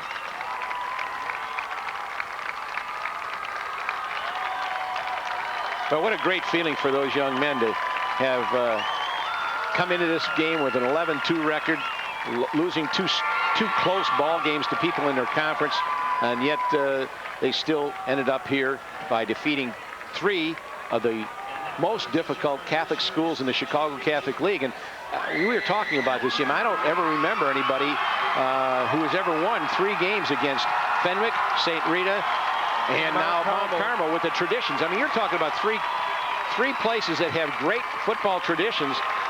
Phil Hopkins has to feel like he's playing in the Chicago Catholic League. Phil's going to have to start getting some priests down on the sideline now.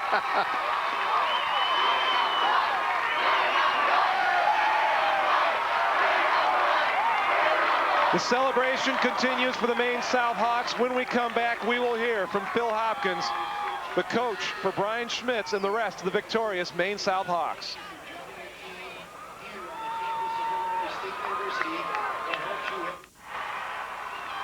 As the celebration continues, let's go down to the sidelines. Dave Southwell standing by with victorious head coach Phil Hopkins. We're down on a very, very happy sideline from Maine South.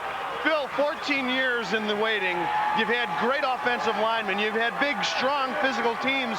This year, you had a kid with a wonderful arm and a kid with a magical leg. Can you tell me a little bit about why this team's so special? You know, Dave, I've given that a lot of thought. Sometimes you have teams that have, as you said, wonderful linemen, some outstanding players. And I think what made this team stand out is they persisted. We had those 2 great players, but we got a lot of boys who persisted. And there's something about a team chemistry. I always read about that, but you don't know what it means. And I think this was a team that just continued to grow and grow in character as much as anything else. Tell me a little bit about Schmitz here. He's telling me that he's kicked 60-yard field goals in practice, 67-yard field goals. Did you ever have a doubt on that last drive that you were going to win this game with that kid on the sideline? Well, clearly, Dave, that was our intention, to get the ball close enough for Brian. And as you point out, close enough for Brian is fairly far away. So we just needed that little break, and we knew he'd hit it. Bill, the other big thing that you did today, down 21-14 to a state power like Mount Carmel, how in the world do you tell these kids to rally them at halftime and come back and put on such a great showing? I didn't have any magic at halftime. We talked about how we got here. We talked about doing the same things you've been doing all year.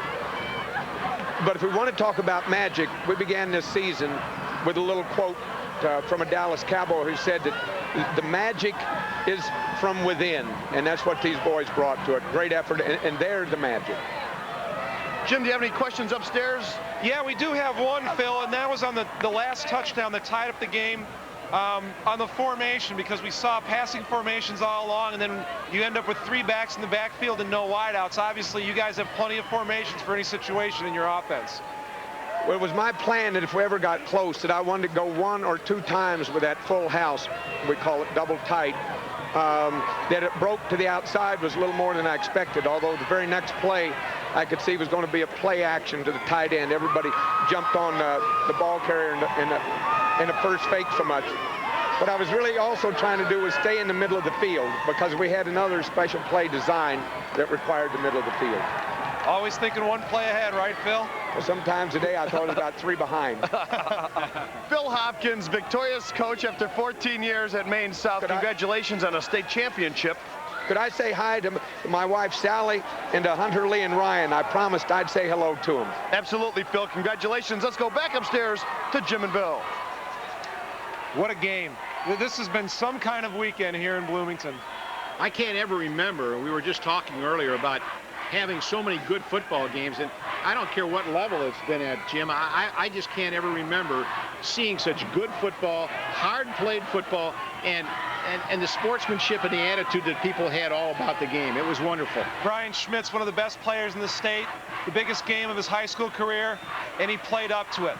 Remember, Maine South was trailing in this game 21-14 at the half. The defense of Maine South stopped Mount Carmel 3 and out on their first possession, got the ball back for the offense, and then remember, the Mount Carmel blitz was getting to John Shackey. They went to the slant pattern to Brian Schmitz, and that was the touchdown that tied up the game at 21. Then, Brian Schmitz got a 58-yard field goal attempt to try and win it. It was wide right, but there was a personal foul on the play. Maine South got to move it down a little closer. Brian Schmitz wins it with a 38-yard field goal.